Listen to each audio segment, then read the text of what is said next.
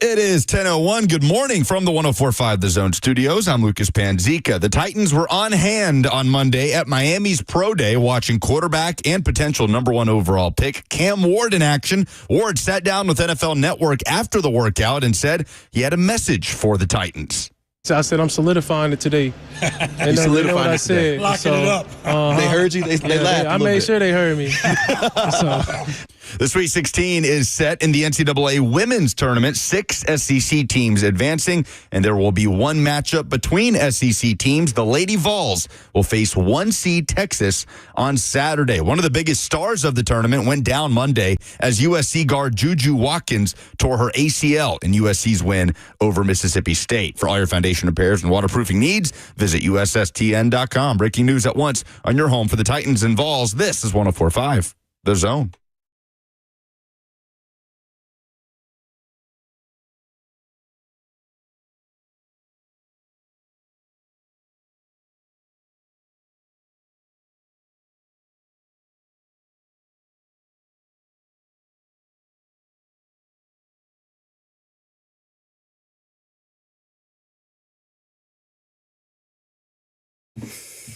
So Cam Ward solidified, is he? Certainly let the Titans know that yesterday in Coral Gables at his pro day. Lucas, Bert, and me with you until 1 o'clock. You got the opportunity, many of you, to watch a quarterback yesterday. I'm sure you're excited. Things are trending in that direction, of course. Nothing is official until the pick is finally made, but reason to believe that Cam Ward to the Tennessee Titans is all but signed, sealed, delivered. Feel pretty good about that situation. Good morning, boys. Good morning. Did you watch the entire workout yesterday? I watched the entire, I went through this with Bert last night. There is only one time in my life where I've needed the ACC network that I pay for, courtesy of Xfinity, who does not sponsor this radio show. And yesterday, in my attempt to put Cam Ward's Pro Day on, I discovered that they are not giving me the ACC network. And so I spent about 25 minutes beforehand making sure that I got the ACC network so I could watch the future likely Titans quarterback participating. So yes, I did watch the full Pro Day, though there was some frustration on the front end to get there. Really the only time. There's so many channels out there in the world that I don't pay attention to that I'm probably paying for. ACC Network, definitely one of them. So I was able to get that up and running. I mean, it looked like a pro day, right? It looked like every pro day before and every pro day that will come after.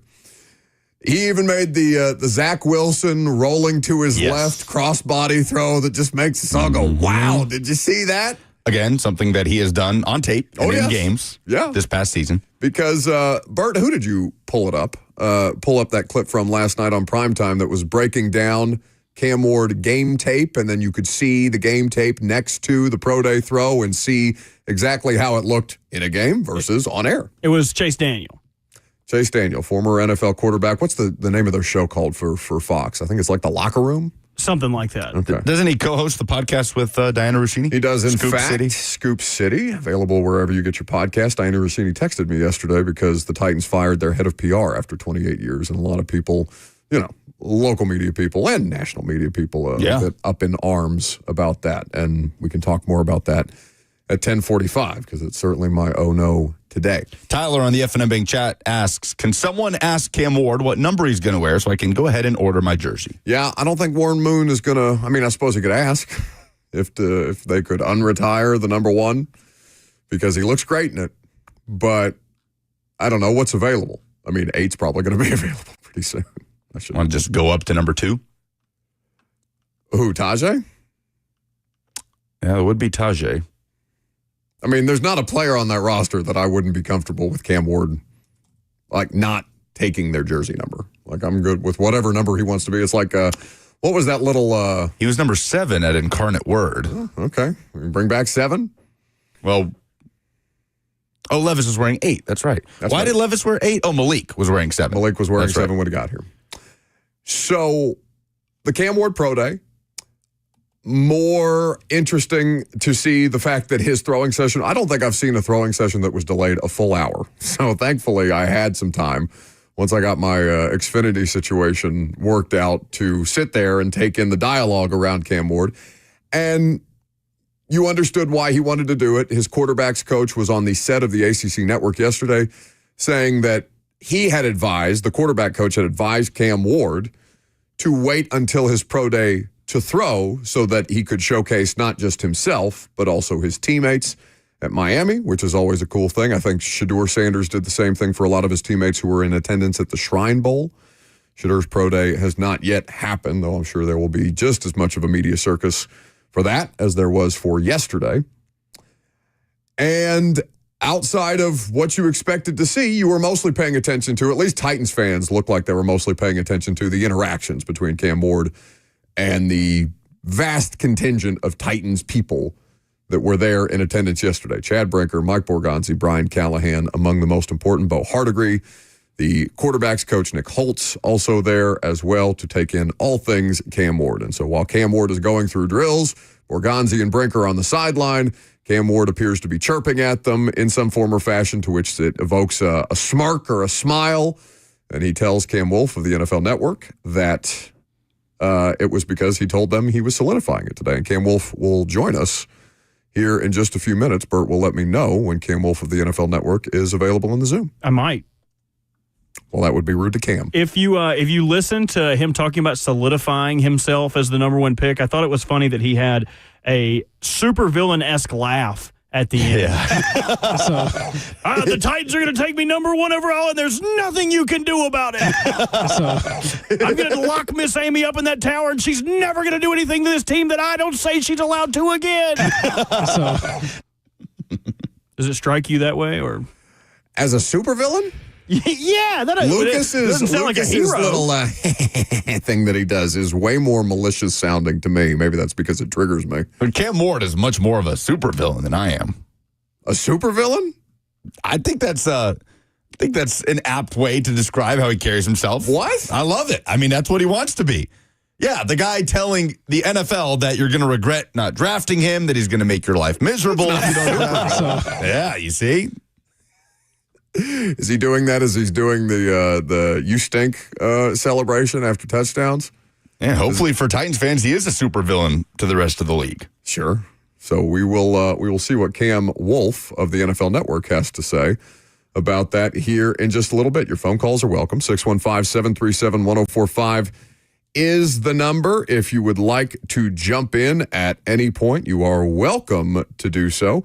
F&M Bank Chat, also at your disposal. Facebook, YouTube, Twitter, and Twitch. Did the two of you have great takeaways from Cam Ward's pro day? Xavier Restrepo is slow as hell. And it should not matter that he is slow as hell. Yeah. A 4.8 is not great. 4.86. It's really bad. Did you two ever have to run the 40 in like high school? No, 4.83, excuse me. I had to run with a 40 in college when we played Edwards 40 hands. Did y'all ever have to play that? For sure. Absolutely. But no, I've never ran in a straight line for 40 yards in my life. I don't believe that's true. No, if you're running from the cops or something, you've got to run in zigzag patterns. I don't think I've ever ran straight for 40 yards, no. I've never had like an officially timed 40, I don't think. High school football, slow as hell, 5.2. So slow. We got to do a show. Molasses. I offered to let you guys come to my 5 a.m. workout with me, and you said no, that you didn't want to do that. I offered to let you guys come to my acupuncture, that they do it with javelins, and you guys said no. Why the hell would I wake up that early to go work out? You just got done waking up that early every day. Exactly. You should still be on that cycle. You should be wandering around your house at 4:30 in the morning like I do. I wander around my house at 6 o'clock with Cheyenne, and she's like, "Where are my shoes? Why didn't you fix coffee?" And I just get to sit in my recliner. Are we really going to let a 4.83 pro day knock Xavier Restrepo down the draft boards after back-to-back 1,000-yard seasons? Yeah, somebody will. As a slot receiver?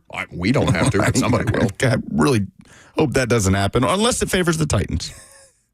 I mean, and that's the thing that we talked about yesterday, right? The idea of potentially getting one of Cam Ward's teammates, because the Titans do have a need in the slot. Xavier Restrepo is a hugely productive player across his collegiate career, and Mario Cristobal across the exhaustive pro day coverage that was going on both on the NFL Network and the ACC Network and ESPN and CBS, ran Carthon doing a little media work down there. We can talk about that here in just a little bit.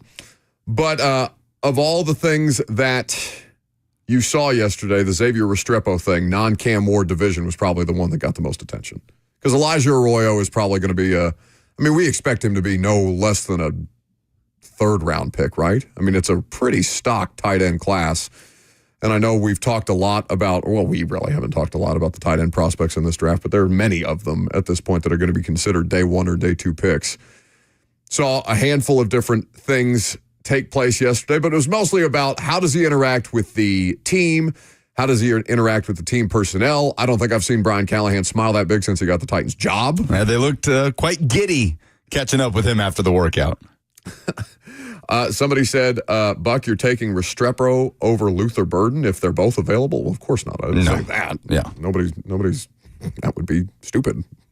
If Luther Burden is there at 35, you take him and you don't think twice. You run away. You run away as fast as you can to draft Luther Burden. I didn't say that at all. I'm just saying you have need for more than one wide receiver. You have a need for an X. You have a need for a slot. There's an argument for Luther Burden as wide receiver 1 in this class. There is an argument for it. Oh, sure. It depends on who you ask. And that's, again, I like that the pro days and the combine are simulating more of what the drills look like in actual football games, like more of what the plays actually look like. And that's been something that the NFL has taken, I don't know, the better part of 50 years to get right. But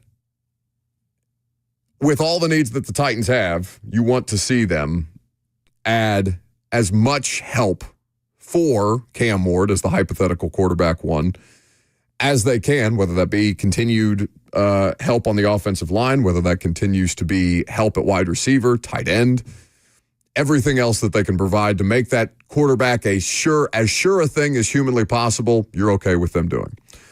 Cam Wolfe of the NFL Network will join us at some point in the next segment. We can take your phone calls too. I'm Buck Rising. It's 104.5 The Zone.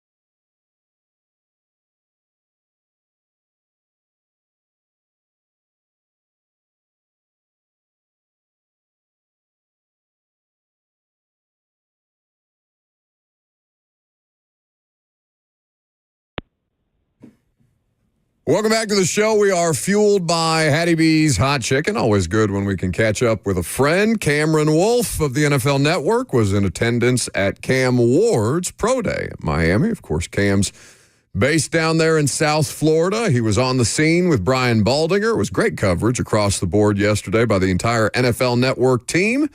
We're happy to have Cam make some time in his busy schedule for us. What's happening, boss? What's going on, my guy? How you feeling? I'm feeling better because I think they're going to finally draft this quarterback, Cam, and just put all this to bed. I don't know how it's going to go because the Titans are still a really rough roster, but I know that they need a quarterback, and he looks like one I'd like to see play here. Yeah, I think that if you were handicapping it today, I think likely would be the phrase that I get of the Titans taking Cam Ward with the number 1 overall pick. I think nothing he did yesterday hurt his feel with them, and if anything, it increased it. There was a moment we talked about on the broadcast where he turns over to team president Chad Brinker and general manager Mike Borgonzi, and I asked him after a throw, and I asked him in our interview, what did he say to him? And he says, "I'm solidifying it today."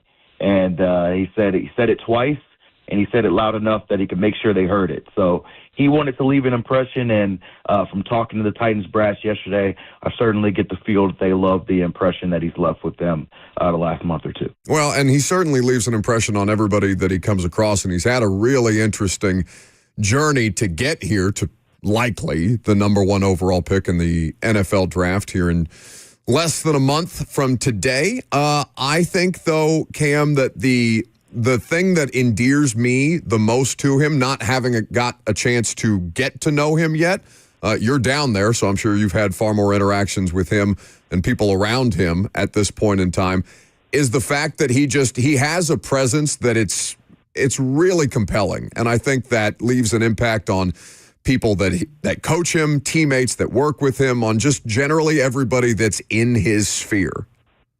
Yeah, I've got to know him a little bit, and even to a heavier extent yesterday, chatting with him a few times. I think what you're going to learn about him is he's reserved as a natural personality.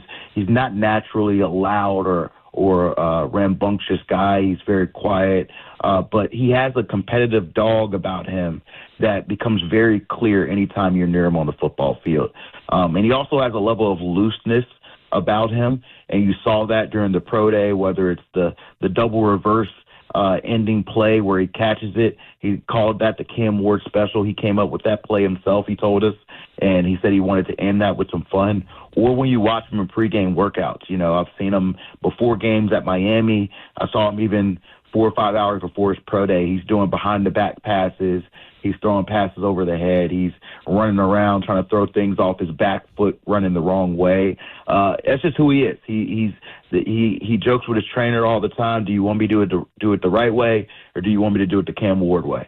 And I think that if you're drafting a guy like Cam Ward, you don't want to put him in a box. You want to allow him to be him. And we've seen, especially this past year in Miami, being him is pretty good.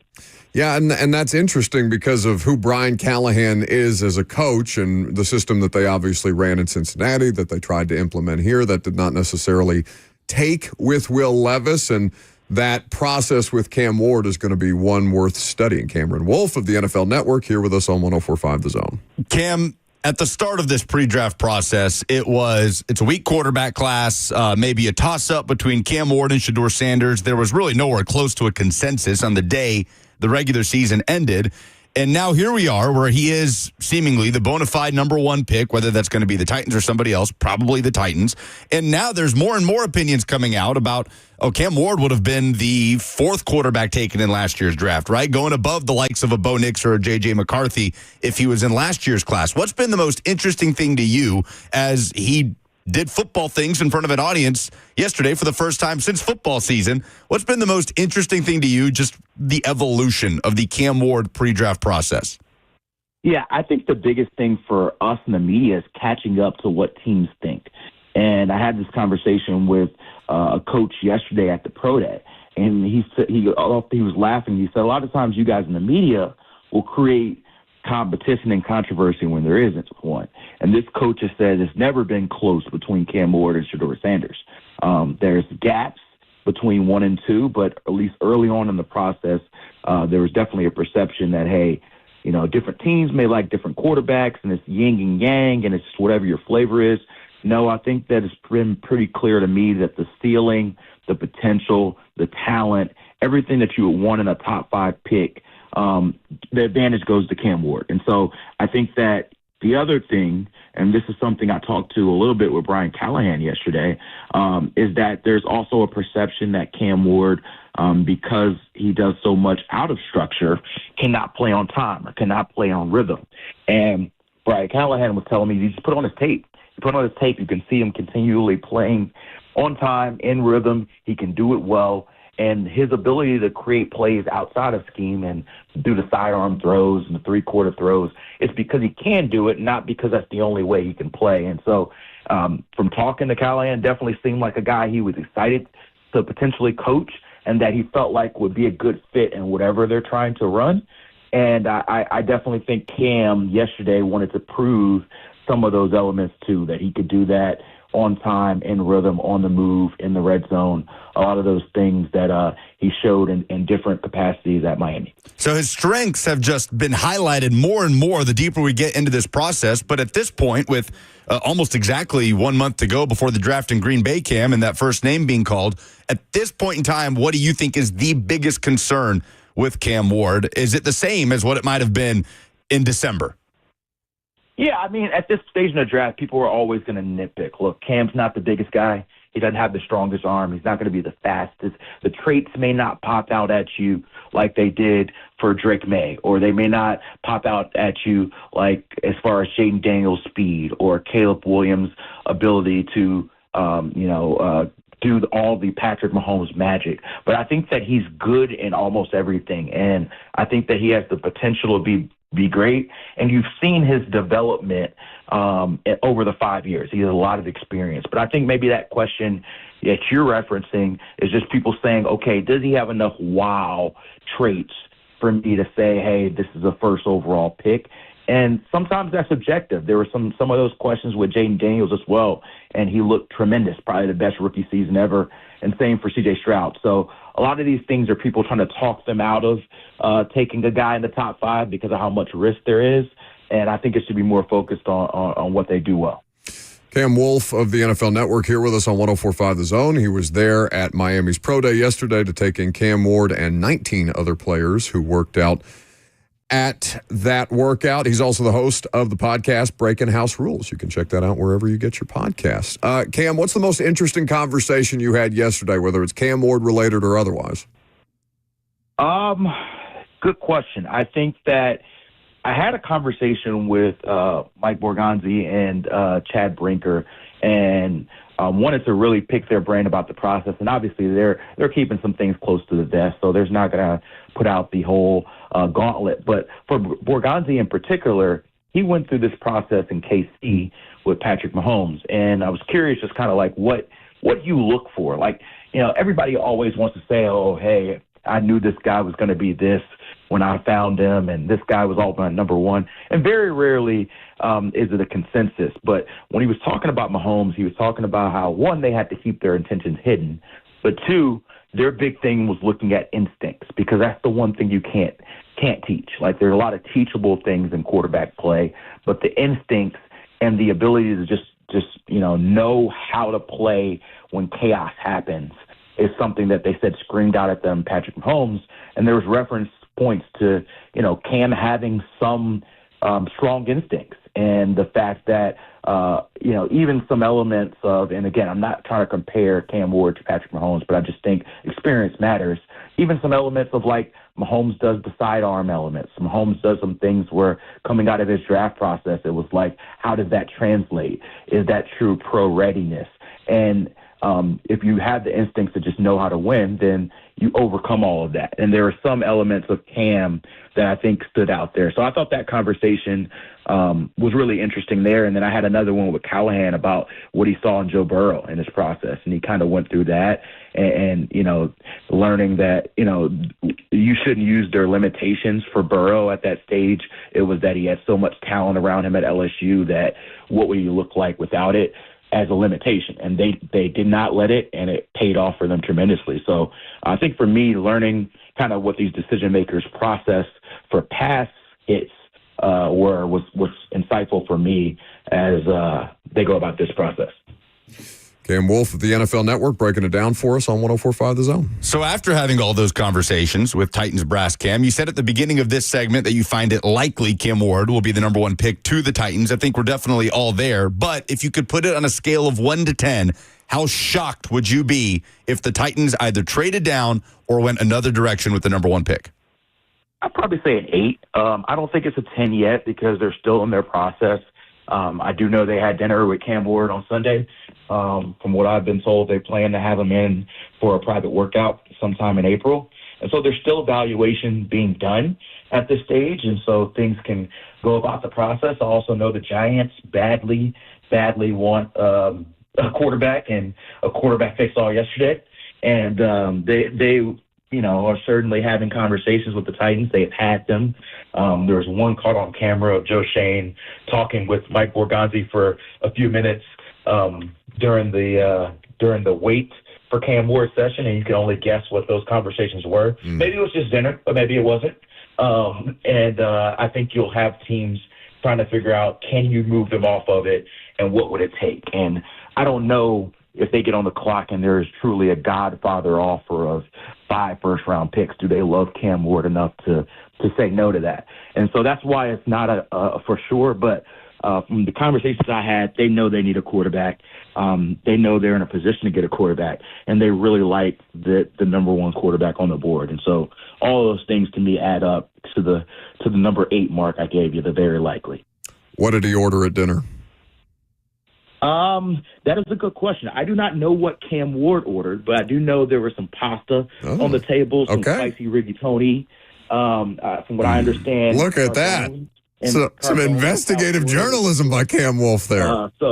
Carbone is a very good spot. It's a lot of money, so there's not any pennies being any pinched over in this category. So I don't know who all got what, but there is definitely some good pasta on the table. Carbone's a spot. I didn't know if this was a Bird Road situation. Did they take him for authentic Cuban food? Did they go to Joe Stone Crab? I wasn't sure what the vibe was. Italian is always the answer. Trying to read into every little thing that we can. Cam Wolfe here with us on 104.5 The Zone. It's the pick is not made until the pick is made, and that's just the thing that we have to continue to remind Titans fans for a month at this point in time until we actually get to the Thursday night on April the 24th. Of course, the NFL Network will have exhaustive coverage. Cam, quickly before we let you go, and I do appreciate you taking some time this morning on short notice. Cam Ward wasn't the only player that worked out yesterday, obviously. Right. And there's a bunch of other NFL talent that Miami and Mario Cristobal had on that roster last year that were auditioning in front of all 32 teams in some form or fashion. We'll stick with the names that most people will know. Elijah Arroyo and Xavier Restrepo. We know about the 40 time of Xavier Restrepo and the talking point that will become. What did you make of those two, though, as in their workouts? And how much do you think that Restrepo will get dinged here for that 40 time? Yeah, I'll start with Restrepo. He'll get dinged. There's no way to sugarcoat that. You run a 4.83 at receiver.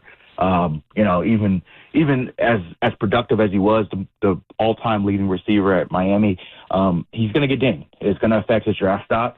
That being said, his game was never speed, and so if you were drafting him, you were not counting on him to be a very fast guy. Now, knowing he's a 4.8 guy probably does affect, how do we use him? He's probably slot only. We've got to have other speed on the field to offset him.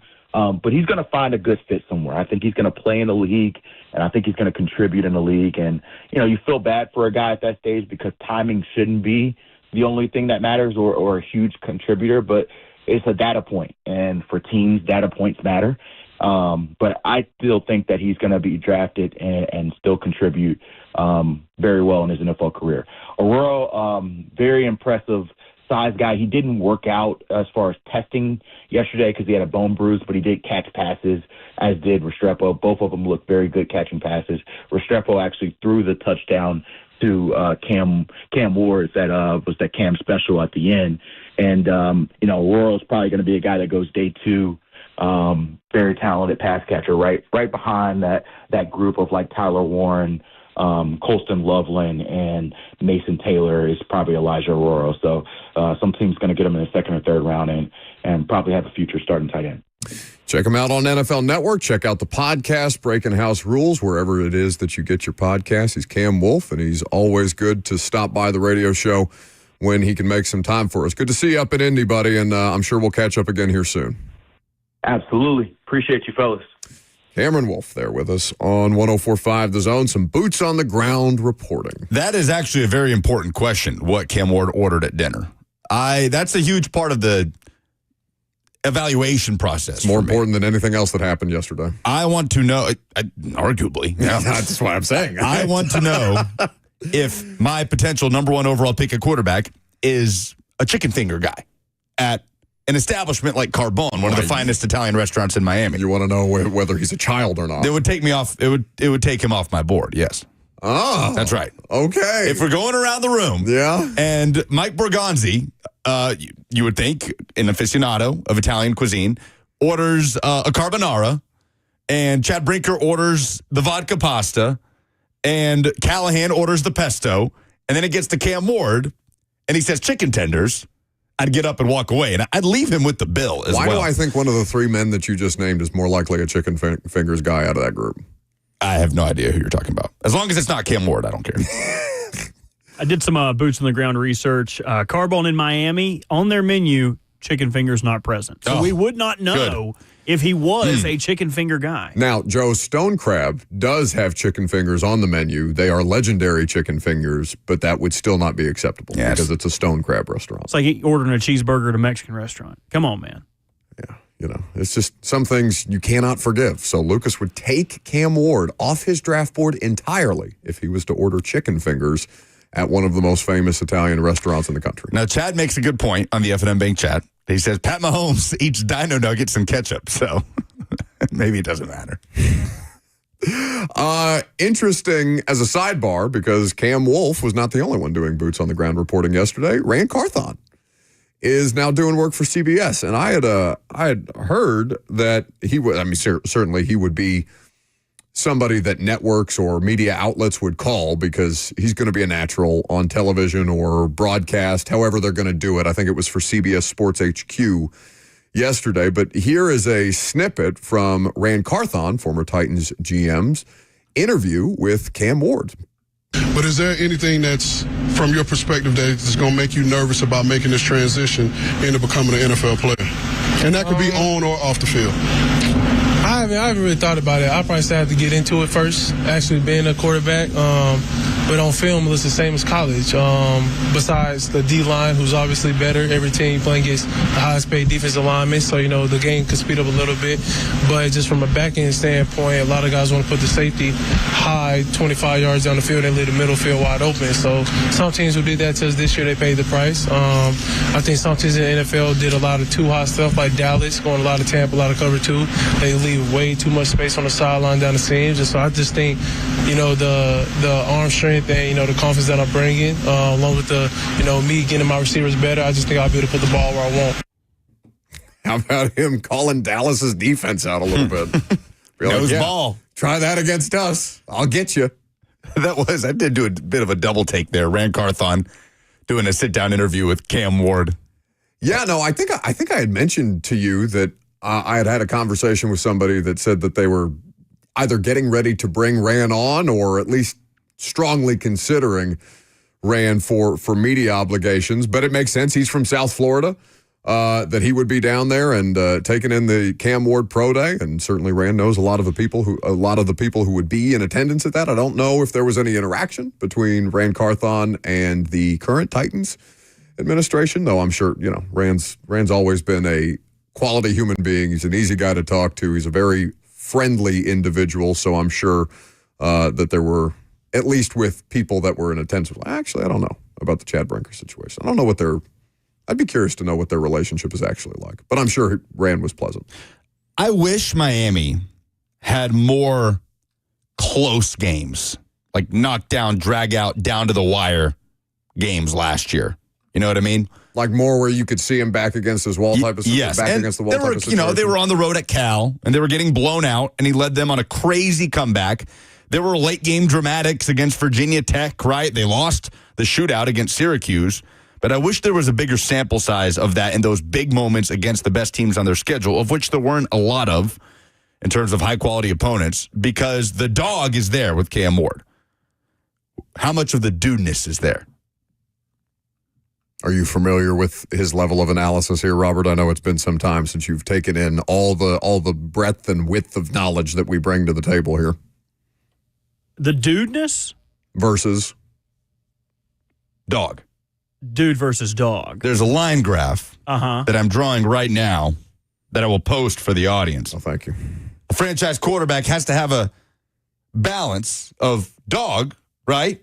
But also of dudeness, of Joe Burrow, Jaden Daniels, the tranquility in the biggest moments, but also the ability to have, have the confidence of a Cam Ward, telling the Titans he's solidifying himself as the number one pick, that everybody's going to regret not drafting him, that he's going to make their lives miserable. The dog is there in spades. But what about the dudeness? That's the tough part. And a guy you named there, I wonder how much dog he's allowed to have in him. That's actually my own no for this week in Jaden Daniels. How much dog is he allowed to have when that mama's around? We can find out coming up next.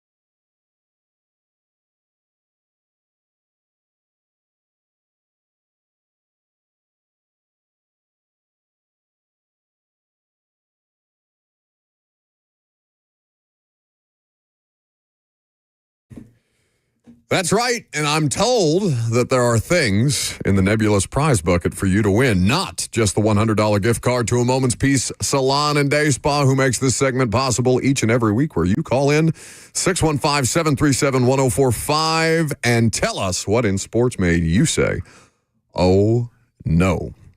momentspeace.com for more information. You can check them out in Franklin. Bert, what else do you have back there in the nebulous prize bucket? I've got 2 tickets to see the Deftones tomorrow night at Bridgestone Arena, in addition to that $100 gift card to a Moment's Peace. 615-737-1045 is the number. Bert, since you teased your own oh no in a very self-involved way, now not only do I have Lucas grabbing at the steering wheel over here, now I have to deal with you.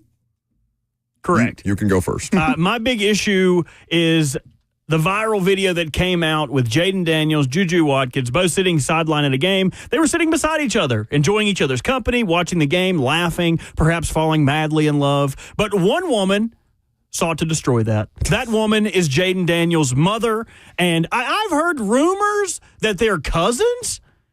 I can find no substantiation evidence. Yeah, it's not been corroborated. Every time you look it up on the internet, it's like, oh, yeah, they are, but it's the Google AI. So you have to read the articles. The Yahoo Sports article says there are rumors that have surfaced that say Jaden Daniels and Juju are related. Okay, it's rumors. Like, somebody dig the family tree up and figure it out. But that's not what I'm here to complain about. What I'm here to complain about is Jaden Daniels' mama. Have you ever heard the term helicopter parent? Yes. So a helicopter parent, right? They hover. They make sure their kids don't make mistakes. Hey, don't go to that party. They're going to be drinking there. Hey, don't smoke that. You're under 18. Like, they're always worried about what their kids got going on. She is one of these mamas. And I have thought this long before this viral video came out. My big issue with this was an interview she did with, I believe it was NFL Live, highlighting Jaden, highlighting him coming into a game. And his mom said, they asked her, what's your biggest worry about Jaden in the NFL? And she said, girls. There's some girl out there who has Jaden Daniels wallpaper, Jaden Daniels posters, Jaden Daniels action figures, and she can't wait to get her hooks in my son. That is terrifying. Not because I believe that there is a woman out there who actually has a Jaden Daniel poster, who has posters anymore. The thing that worries me is this mama is going to make sure that don't nobody get to date. What do you think Jaden's doing?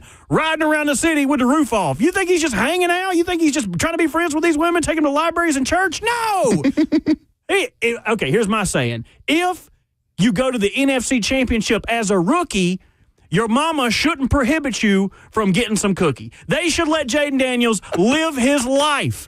So my oh no goes to Jaden Daniels' mama. Oh, it's a good one.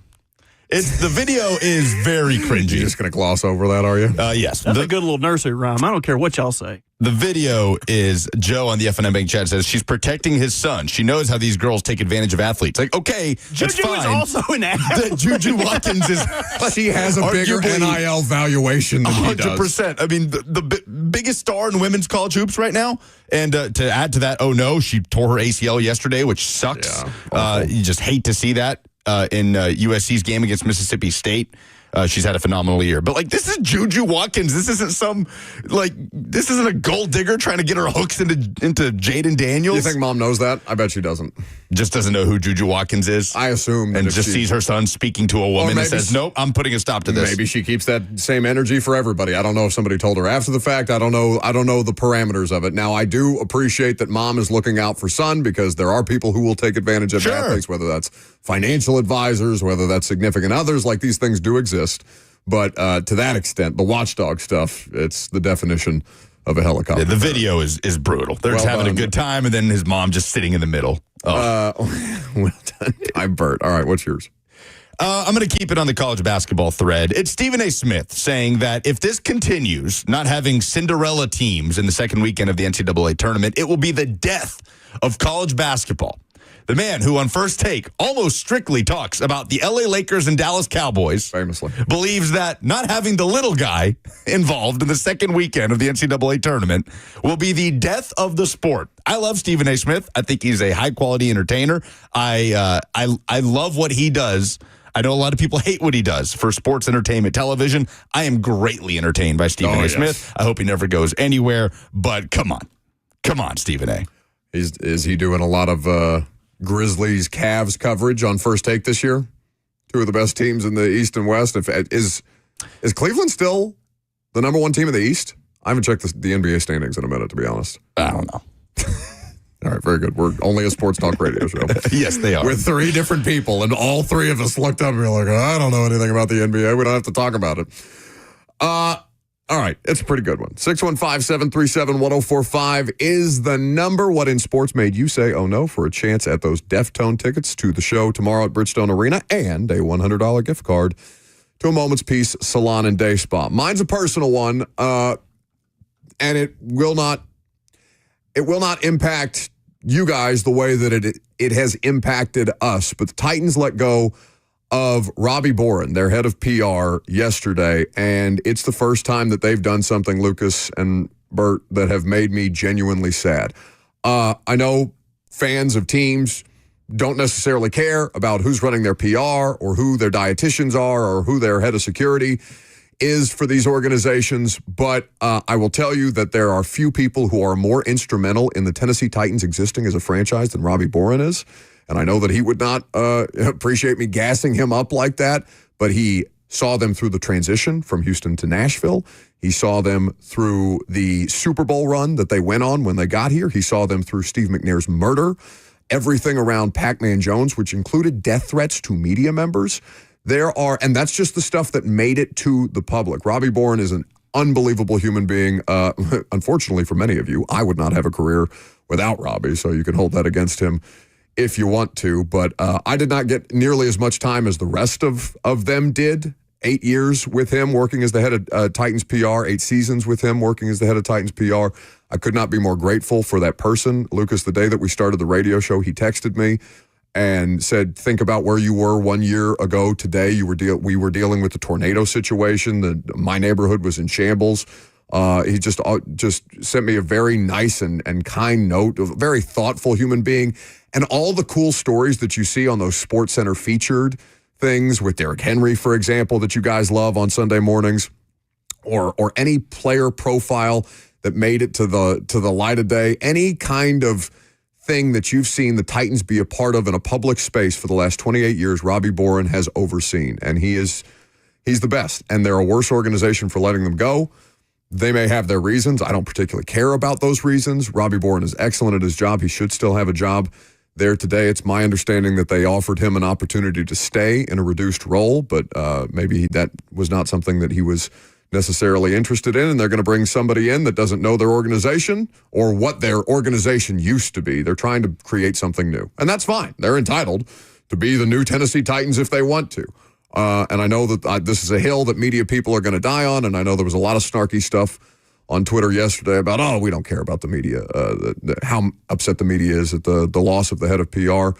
And it's not like he died or anything like that. It's not an obituary. He's just not going to be a part of our everyday lives the way that he has been. So not everything is for everybody. This one is a personal one for us and a personal one for me in particular. I am very happy to consider that man a friend, and it is the thing that made me say, oh no, broke my heart yesterday. Well, when the Titans are bad, which they have been for the last few years, accountability is important, right? And a lot of times the accountability factor falls on the shoulders of the person in charge of PR. And Robbie Boren has done that job at an elite level for every year that he's been there. The outpouring of not just local, but national people. Ed Werder took to social media. John McClain took to social media to talk about it. I'm going to miss conversations with Robbie about Nashville Soccer Club. He's a big soccer guy out at training camp, and just the way he welcomed every single person who was covering the Titans, no matter what level they were doing it at, right? Just blogging or reporting or radio.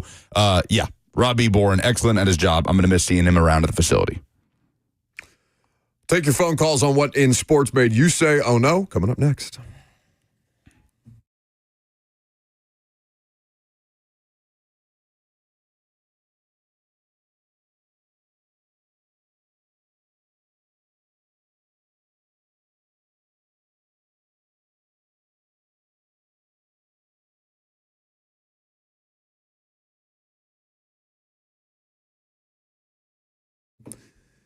If you are dealing with ED, there's no reason to freak out about it. That is a natural thing that happens to guys as you age. Your body starts to change, and you just want to make sure that you have the right support system in place, because maybe you've gone online and taken some pills and the pills were effective for a period of time, but that's not an effective way to continue to treat the problem for you as an individual. There's a lot of misconceptions out there about getting ED treatment, and the Tennessee Men's Clinic is there to debunk those for you. Lots of men assume that if the pills stop working, they have no other options than to seek out treatments like irreversible surgery. Do not go through extremes before you've talked to the experts at the Tennessee Men's Clinic, because they specialize in men's sexual health issues. It's all they do, and it makes them the experts in the field. They have access to multiple protocols and options to treat ED based on your specific needs and what's going on in your body. So don't trust your health to an online pharmacy, and don't feel like you're out of options. We want you to understand all the options that you have available for you, because the Tennessee Men's Clinic is there with protocols that are patient-centered and customized to your needs. They have treatments for everything from low testosterone, ED, treatments that increase size, stamina, and everything else in between. So schedule an appointment online today at TennesseeMen'sClinic.com for their Franklin or Midtown location, or call them 615-208-9090.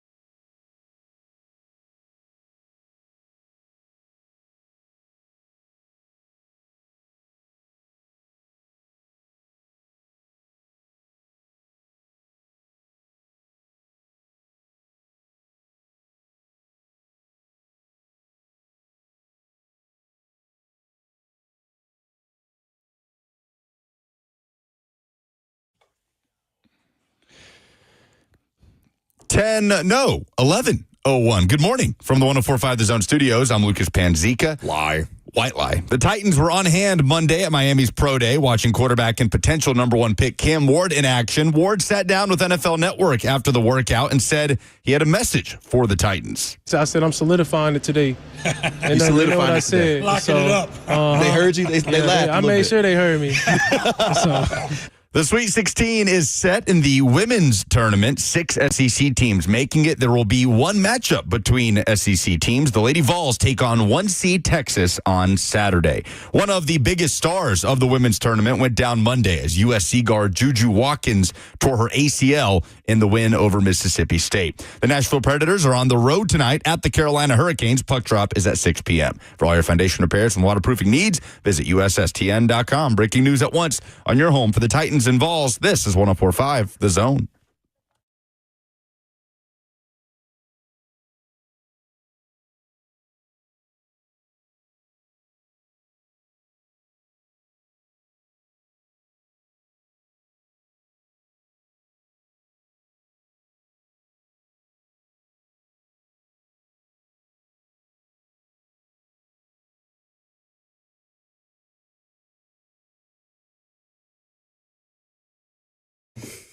Second hour underway. Don't let Lucas lie to you. It is in fact 11:03 and counting. There's Not a 10 little a.m. fib. You want to start the show over? You having so much fun today? You want to hit the reset?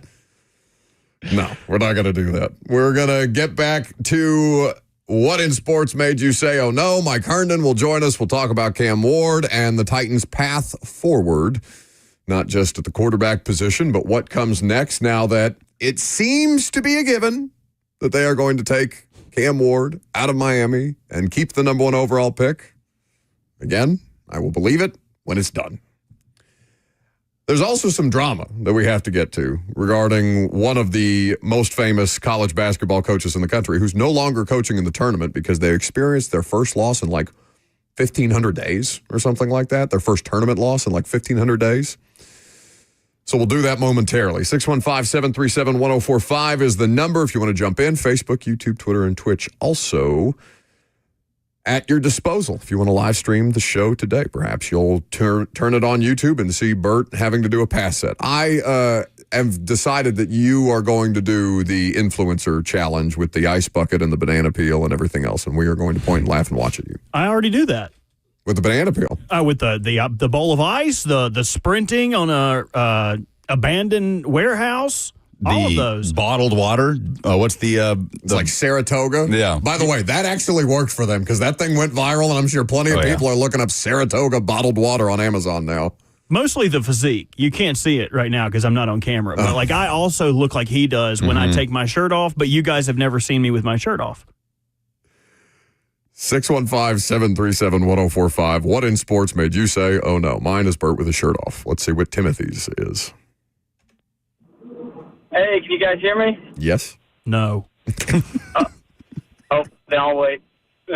So mine is Paul Skeens. His rookie debut is finally sold. His Topps card. So before this sold, so the card was ripped on Christmas Day, and it was a process of the family shopping the card around and stuff. The Pirates offered the family lifetime season tickets, but the caveat to that, it was ripped by an 11-year-old kid in California. I have no idea how he's going to get to those games with the caveat that he's not allowed to sell tickets. So the family ended up selling it. It just sold in auction, and they finally got paid last week. It sold for $1.1 million, which is the most expensive pitcher baseball card to ever sell. Not baseball card, but pitcher baseball card. And I do not think he will be the greatest pitcher of all time, so I think that is a terrible investment, let alone Paul Skeens. This card is worth more than his entire career, seeing as he has only made $850,000 his entire time in the MLB so far. So according to that, this baseball card's worth more than his whole career. So if something happens to him, who knows where the value of this card will go, but it'll plummet for sure. So I think that was my biggest oh no, is this whole card debacle in general. Thank you for the call, Timothy. That's 60 seconds on the clock. Remember to stay on hold for the opportunity to win those Deftones tickets or the $100 gift card to a Moment's Peace Salon and Day Spa. Lucas Paul Skeens is a pitcher. I know. Okay. Oh, I remember him shredding Tennessee in the College World Series. See, I lose track of him after college baseball. Like, college baseball is our vibe around here. MLB, we don't do well. That kid's going places. My goodness. 11-year-old kid making $1 million. Educate us on the value of this card. I was confused as to why Dick's Sporting Goods is the one that bought the card. Oh, that's odd. I didn't see that Dick's bought it. Yeah, they announced on Friday that they had bought the coveted card for reasons that are beyond me. They are planting their flag in the world of sports cards, signaling to collectors, investors, and the industry at large that it intends to be a serious player. Okay, that makes a lot of sense. It will be displayed at a location in Pittsburgh. That's actually pretty smart on Dick's part, because back in the day, hardware stores of those ilk where you would buy things like that would sell these cards. Now it's like Ace Hardware. But I don't know if you guys have tried to find sports cards or Pokemon cards recently, but after Christmas, it had just completely exploded. Every child in the greater Nashville area, in any area, is infatuated with ripping packs now, whether that's for streamers, opening them on live so people can get the rush of getting a good pull or what have you. But it is almost impossible to find cards now. So Dick's doing this to stamp their flag in the moon that is trading cards is a pretty smart play for me. Now, if they will have the inventory to affect that, I mean, it'll probably be a good thing for them either way. If they don't have any inventory, it means they sold it all, right? So, but either way, I think this is a good play by Dick's. We need more places that sell cards. Walmart and Target are played out. Tired of going to Ace Hardware. Okay. Ace Hardware. I just gave you one of the sneaky ones, man. Everybody out there's like, Ace Hardware's got cards. Yeah, they do, but don't go to the one near me. Don't dox yourself again that way. All right. Dylan is in Hermitage up next. Well, I was going to do the Danny Hurley, but it sounds like you have that one lined up. Yeah. My no is going to be Tiger Woods, his most recent terrible decision after his TGL, which is a mess. He's now, I don't know if you guys are aware, he's apparently dating Donald Trump Jr.'s ex-wife. Yes, I'm aware. So it's another one of his, why of all people on earth would you be involved with that person? But that's just my take on it. Thanks, guys. I appreciate the call. Listen, you don't pick who you love, I guess. Love is love. Love is love. Love knows no bounds. Yeah. My bigger concern with the announcement is it's a social media announcement. Bert tells me it's because that way somebody can't buy the first picture of them together or take the first picture of them together, then sell it to TMZ. I get it. Yeah, so that's kind of what paparazzis do. They're trying to find the first picture of Tiger and his new wife and then sell it to people or sell it to Us Weekly or whoever the hell would buy it. You know what I mean? So doing this, he takes that away from them, that they can't no one can take the first picture of him because he did that. Where is this woman hanging out that she's running into Donald Trump Jr. and Tiger Woods? I assume just a golf course, maybe. Maybe that's the... Also dated Leonardo DiCaprio. Really? And she's not 13. Wow. That's anymore. Quite the accusation on Leo. 16. My What's, goodness. wait, 18. 18. You bump it up. Put it in the 20s, all right? 18. Are we sure? He's dating 23, 24-year-old models. It could be weird, but are we sure? It's not illegal, all right? I cannot wait. That is a very serious accusation. Can you hit the reckless speculation for me, Yeah, please? I can do that. Okay. I cannot wait until I get to pull this and have Buck saying, wait, she's not 13. That was short-sighted by me. Yeah. That's my own. Quite the dating resume, though. My goodness. All right. If Wikipedia is to be believed, I think she also dated one of the leaders of the Latin Kings. That was making the social media rounds yesterday. All right. So she had a decorated dating history. Girls love bad guys. There's nothing wrong with Acting, that. politics, golf. She's, all the My larger concern is who took the picture of them in the hammock, because it's very awkward. It's very awkward, very uncomfortable. Don't post that one, Tiger. It's okay. The one of you two standing and posing as a couple, that's fine. The awkward one in the hammock where somebody is clearly leaning over you to take that picture, you're not far enough away to where it's candid. I'll tell you one thing. Tiger's got as much money as God, right? He can buy, do whatever he wants to. You couldn't pay me enough money to take my hat off if my head looked like it's so that. bad. Tiger, It's between him and the Liberty coach. Go get one of them. But I see all the social media videos, people shaving it and then gluing a toupee on top. Go get you one of them glue-pays, dude. I appreciate that. I guess he's just gonna be him. But Right? I guess, man. But that's. Isn't he buddies with Tom Brady? Tom Brady's half AI at this point in time. I don't believe that there's still a real part of Tom Brady's face. This woman dated a Saudi prince. Oh, all right. So she's for sure hanging out at the golf course. 100%. I appreciate that. Ross, what's your no? Yeah, I think Don Sr. actually was the one that took that picture. But leaning over the top of them, Uncle Donnie. Don't mind me, just watching. While his Secretary of Defense is accidentally leaking classified military operations to reporters. Yeah, let me just get this picture real quick. My no was the Cam Ward Zach Wilson throw. I've seen it before. I guess Zach Wilson's was on a deep post. Cam Ward's was on like a same side go ball. But I've seen it before. I think it's a bad omen. And what? I'm kind of hoping we take Abdul Carter now. What?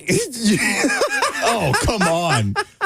Because somebody put a side-to-side of Cam Ward and Zach Wilson? What? We have seen this throw made on a pro day before. We've seen the clips. It's so tantalizing. Everybody loves the arm strength, the arm talent. Then we know what happens next. He said clips, Lucas, clips. Don't be sophomoric. Does Ross sound like a baby Stone Cold Steve Austin to you? Ross, can you say what? What? Now say Poncho and Macho. Poncho and what? And Macho. Those are the names of Steve Austin's cats. Oh, Poncho and Macho. Yeah, you sound There like it is. You ever seen Muppet Babies? He's like a WWF Babies. What? What? He does a good one, dude. All right, that's enough. Get him out of here. You're going to steal my shtick, dude. Shadows. What? We didn't even get to this Dan Hurley thing. Yeah, we might have time. All right, congratulations to Timothy. He wins the tickets for the thing in sports that made him say, oh no. Also a $100 gift card to a Moment's Peace Salon and Day Spa. Coming up next, we can get into some Titan stuff with Mike Herndon. Maybe we'll swing back around to the Dan Hurley thing because that is also newsworthy on Buck Rising. It's 104.5 The Zone.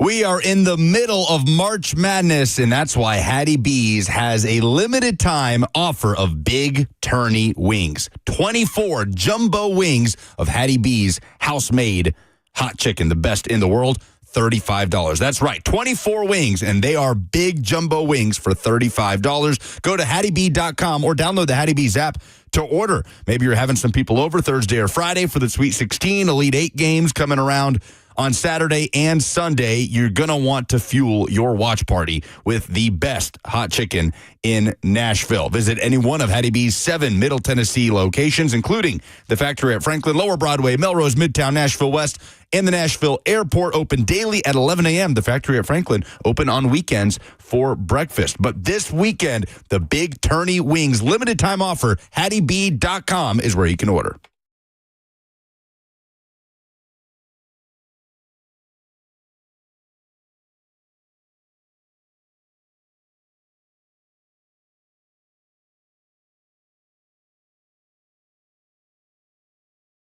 Murfreesboro golfers, it's time to say goodbye to pain and hello to a better game with Burrow Chiropractic's revolutionary stem wave therapy. Stem wave therapy is a non-invasive, cutting-edge treatment designed to help golfers get back on the course pain-free. This advanced therapy uses sound waves to target and repair damaged tissue, providing natural, long-lasting relief. At Burrow Chiropractic, their expert team is dedicated to offering personalized care that caters to each individual's unique needs. Stem wave therapy is perfect for treating chronic pain, inflammation, and even old injuries, allowing allowing golfers to swing with confidence and ease. Plus, Burrow Chiropractic is proud to be the official chiropractic provider for Middle Tennessee Athletics, ensuring their athletes stay in peak condition. Golfers can experience the benefits of stem wave therapy by visiting Burrow Chiropractic today. Call them at 615-410-7643. That's 615-410-7643, or check out their website at burrowchirotn.com.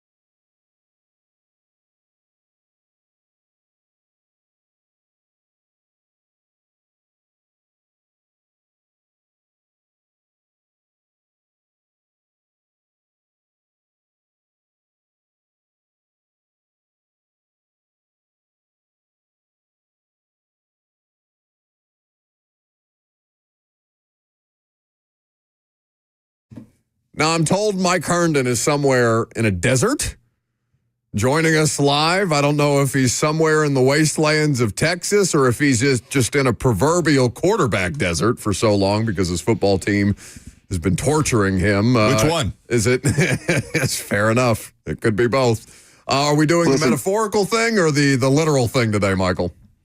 Listen, I am in the opposite of a quarterback desert here in Austin, Texas. We have a little man named Arch Manning down here, so we're in the quarterback oasis. Is that what you're calling it now? That little man named Arch Manning. Well, he's actually quite big man, but little compared to me still. So. Well, we are happy to have Mike Herndon on. Of course, you can read what he writes at paulkaharski.com on a regular basis. You can catch him from time to time on the Football and Other F Words podcast. Mike, the Cam Ward Pro Day, not necessarily about what he was going to do on the practice field, but more about the interactions that he was having with the coaching staff that seemed to titillate Titans fans on the internet. Are you also in the camp of Cam Ward or bust at number 1 overall? I'm not in Cam Ward or bust camp necessarily, but I think that's what's going to happen, and I would be excited about it, frankly. I mean, from a pure fan standpoint of I want to watch exciting football as fast as possible, I think Cam Ward gives you the best chance to get that in Nashville here this fall, because frankly, the other options are terrifying for what it means for this fall's football season. Yeah, I mean, if for no other reason, because the quarterback room is currently Brandon Allen and William Levis, who I can't imagine a situation where that would be the quarterback room that we roll into 2025 with, but I guess you got to keep an open mind until the pick is actually submitted. I can't do it again, Buck. I can't. You can't. What? Buddy, Lucas is already having to talk me down after last season, much less the idea of just that looming over our heads as a very slim % chance possibility, but it's out there. Yeah, but Mike has an emotional connection to this. For you, it's just what you have to spend time covering. Correct. I think it's just different levels. Right. There's levels to this. Yes, Mike is invested in a different way. I am invested in a certain way as well, but also I just we can't go through that again. We just can't. We cannot. With everything that they've done, though, Mike, in free agency, top to bottom, of course, the draft will allow them to fill out other needs. And the priority, if you're going to take the quarterback number 1 overall, which we are largely presuming is going to be the case, is just to do everything in service of that quarterback that you've taken number 1 overall, building out the offensive line in particular in free agency, and whatever skill positions they might add in the draft. Feels like that's gonna be the tact that we take at this point. I would think so, yeah. And they've set themselves up pretty well to do that. I mean, you've got the two glaring needs, obviously, sitting there at wide receiver and edge rusher, which have been glaring needs for feels like most of the last 20 years for this franchise. But luckily, I do think that's a pretty good draft for especially the edge rushers. I think wide receivers, there's not a ton at the top that you'd be excited about, but that doesn't really matter for the Titans because they're not going to be taking one at the top. But you could certainly talk me into several of these wide receivers in that second round if they trade back from 35 in the third round range. There's going to be a lot of talent in there that could help right away and be a good complement to Calvin Ridley. And frankly, I mean, they probably need to double dip at wide receiver and maybe even double dip at edge. You could convince me to just take all wide receivers and edges in the draft, frankly, and I'd be pretty okay after that first pick. No, sign me up. Mike Herndon with us on 104.5 The Zone. You can follow along on Twitter at Mike Herndon NFL. Well, that is what was going to be my next question, Mike. We know what you want them to do with the number 1 overall pick, what most people want them to do in drafting Cam Ward. But on day 2, between receiver and edge rusher, given the options that can be there and how both are massive needs for this team, what do you want? Let's say the Titans are unable to trade back and grab a third-round pick. What is the higher priority for you, given who could be available at wide receiver and edge on day 2 of the draft? It's a tough question. So I'll answer it like this. To me, if I'd rather have the receiver. If you're giving me the choice between a receiver or edge rusher, I'd rather have the receiver if they're of the same quality player.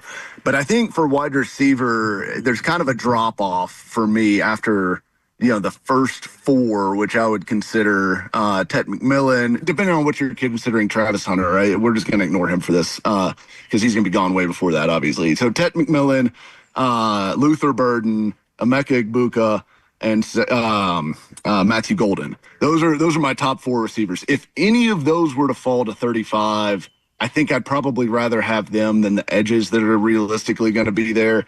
But if all 4 of those are gone, which I kind of suspect will be the case, then I think it becomes a trade back or probably edge rusher, just given the value of what's likely to be available sitting there at 35. Last year, going into the season, all of those moves in free agency, we talked about it being such an emphasis. See what you got here for Will Levis, put him in as good a position as possible to be able to show you if he can be your franchise quarterback.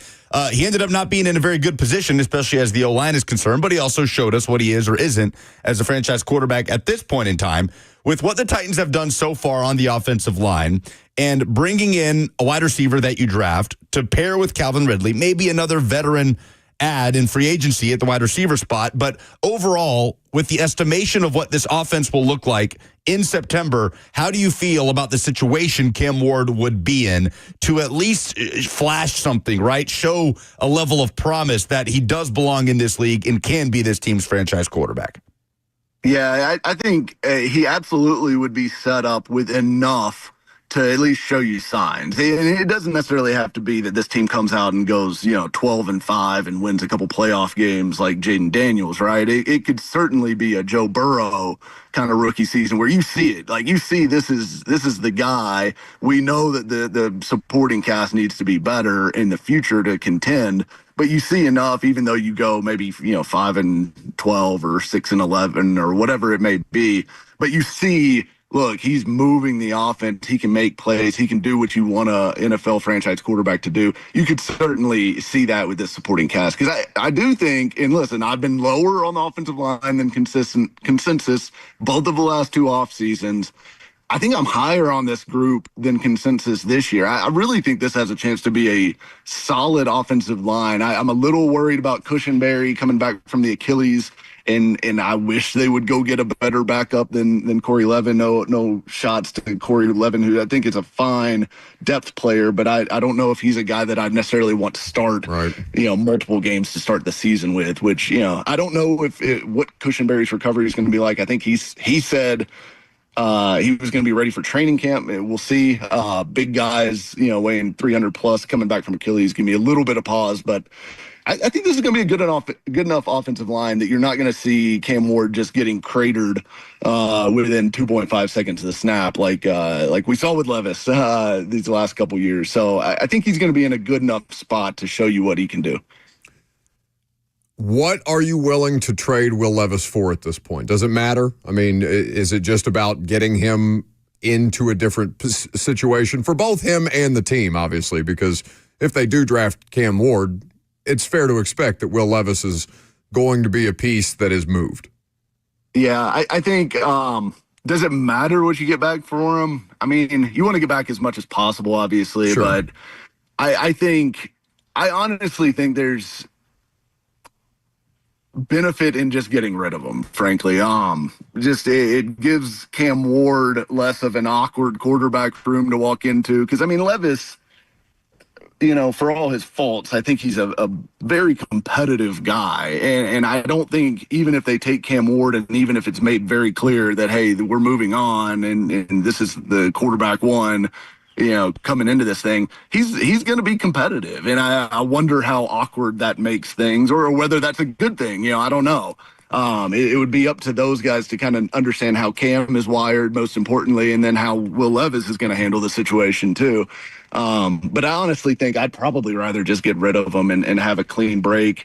And if you could get a fifth for him, I think you're doing backflips. I'd gladly take a sixth and just be done with it.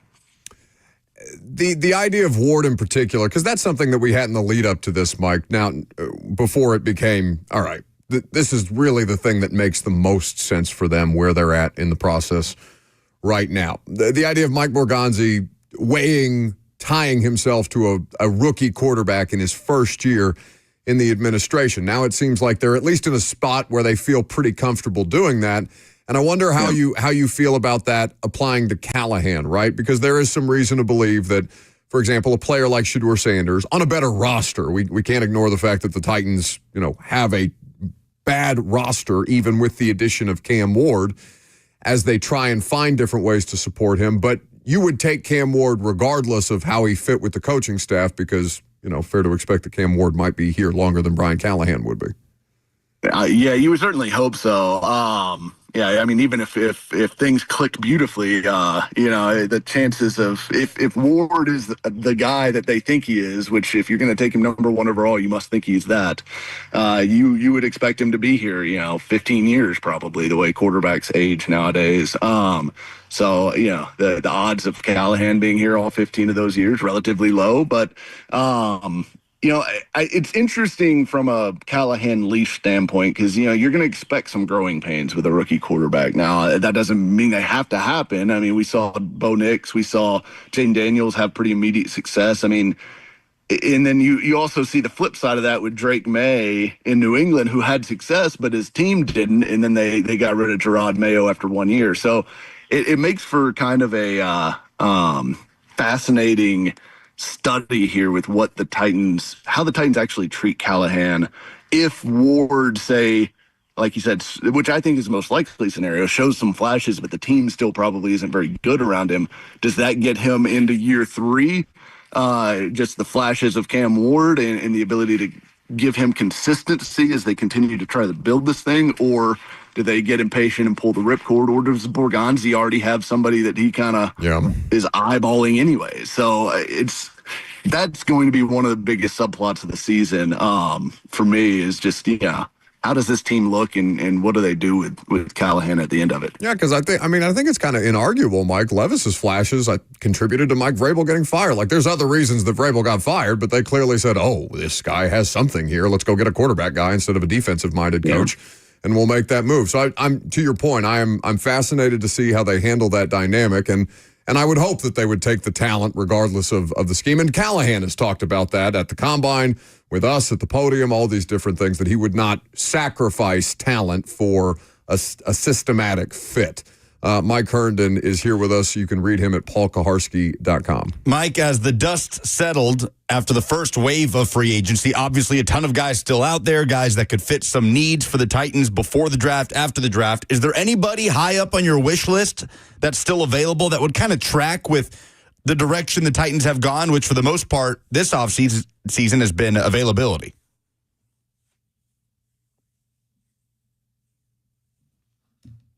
I guess not. This is awkward. Man. Mike Herndon, incredibly low on the rest of the free agent class. Completely ignoring your question. We will see if we can get Mike back here in just a second. It's a good question, though, because they still have to continue to add pieces and parts. With everything. It sounds like we got Mike. Mike, you guys hear me? Your thoughts? All right. Yes, Zadarius Smith to me is the guy that kind of still sticks out because I like Draymond Jones, and I even kind of am intrigued by Lorenzo Carter, but I don't think either one of those guys you want as a full-time starter at edge rusher. I think Draymond Jones probably is going to get the chance to be that just because of the lack of options around him. But I think as far as like a leader in that room and a guy who could bring along a young edge rusher, Zadarius Smith is a guy that I would love to see them add, who still adds a good bit of punch to this pass rush and could give you a real workable rotation, even regardless of what you get out of a rookie. So I think that would be the guy that would be at the top of my wish list that's still floating out there. Why are you wearing a Spurs hat?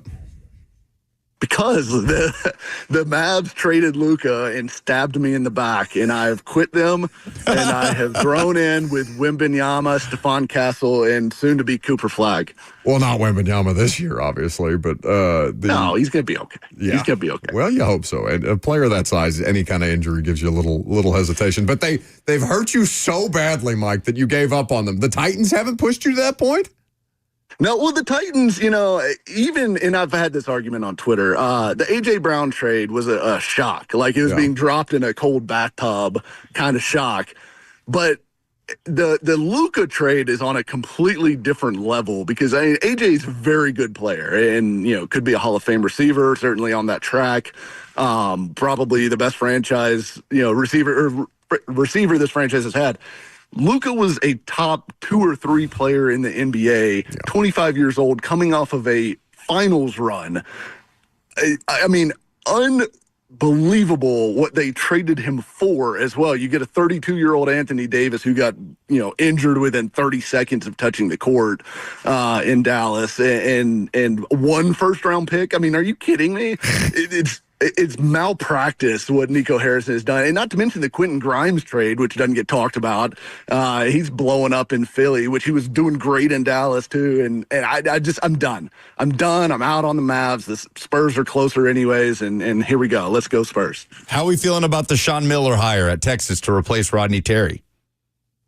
I'm cautiously optimistic. I'm not, it's not a home run necessarily, but I think Sean Miller's a proven competent basketball coach. It sounds like they're going to open up the NIL purse strings a little bit here, which they didn't really for Rodney Terry.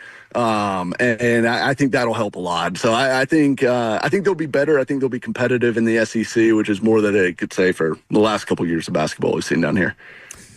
All right, Michael. Well, we appreciate it. I'm sorry for your loss. I hope that you continue to mourn by wearing Spurs gear and discarding the Mavs. I can't believe they're raising ticket prices. I can't believe that Anthony Davis got hurt and Kyrie Irving on after that. A comedy of errors. The most pre-fired executive in America is Nico Harrison. Mike Herndon, always good to jump on the show and participate. Thanks, buddy.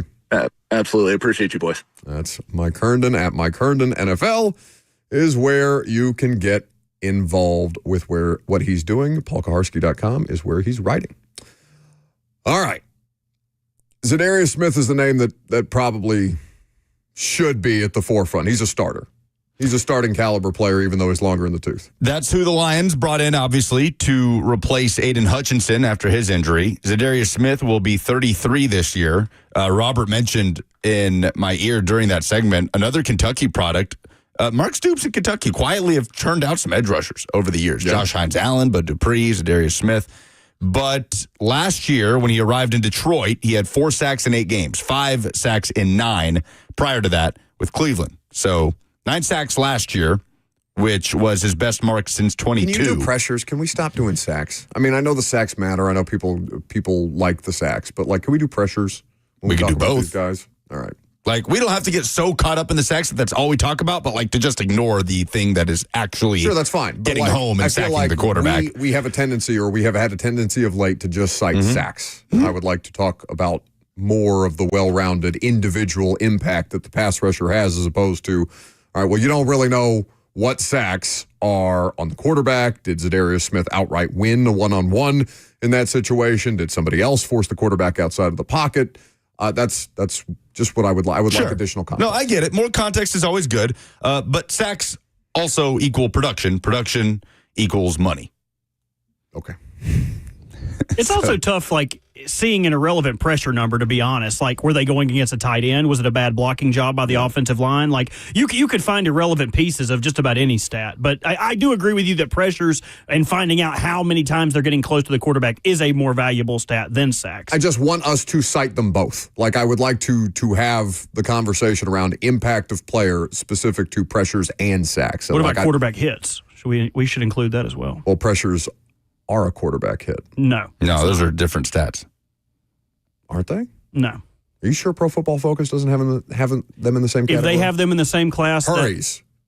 Okay, very good. He had 25 pressures last year combined with this time in the Browns and Lions. 25 pressures each of the last 2 years for Zadarius Smith. 7 quarterback knockdowns. All right, very good. See, that wasn't so hard. Do we want to say anything quickly about Dan Hurley being petulant? Let's do it next. All right.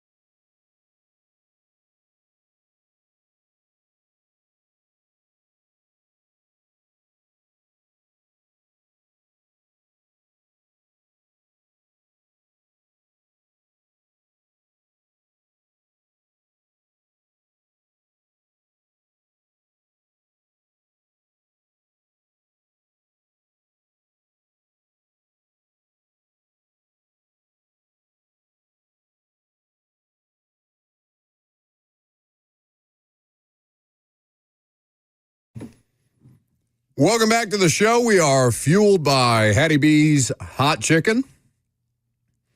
So everybody saw Dan Hurley's heated reaction after the UConn loss to Florida. It was a great game, 77-75, that saw UConn lose a tournament game for the first time in like 1,500 days or something outrageous. Previously, back-to-back defending champions in March Madness. They were an 8 seed coming in to the game, 8 or a 9 seed? 8 seed. I hit the talkback instead of turning the mic on. Tough draw, by the way, for Florida as a 1 seed to play 8 seed UConn, the 2-time defending champs. So they had to survive that. But yes, they beat Oklahoma, who was the 9 seed in the first round. Is Dan Hurley the most unlikable coach, regardless of sport, going right now? Regardless of sport. Because he leaves the loss to Florida and starts ranting and raving to the effect of, I hope they don't F you like they F'd us, Baylor. I really hope they don't. Dan Hurley to Baylor, walking off the floor after the loss to Florida, loud enough for the officials to hear him. I didn't get to tell you that I was able to clean that audio up for us to play because the issue is there's so much bass, so much crowd noise, cussing. There was a lot of editing to go on, so I was able to pull this for us.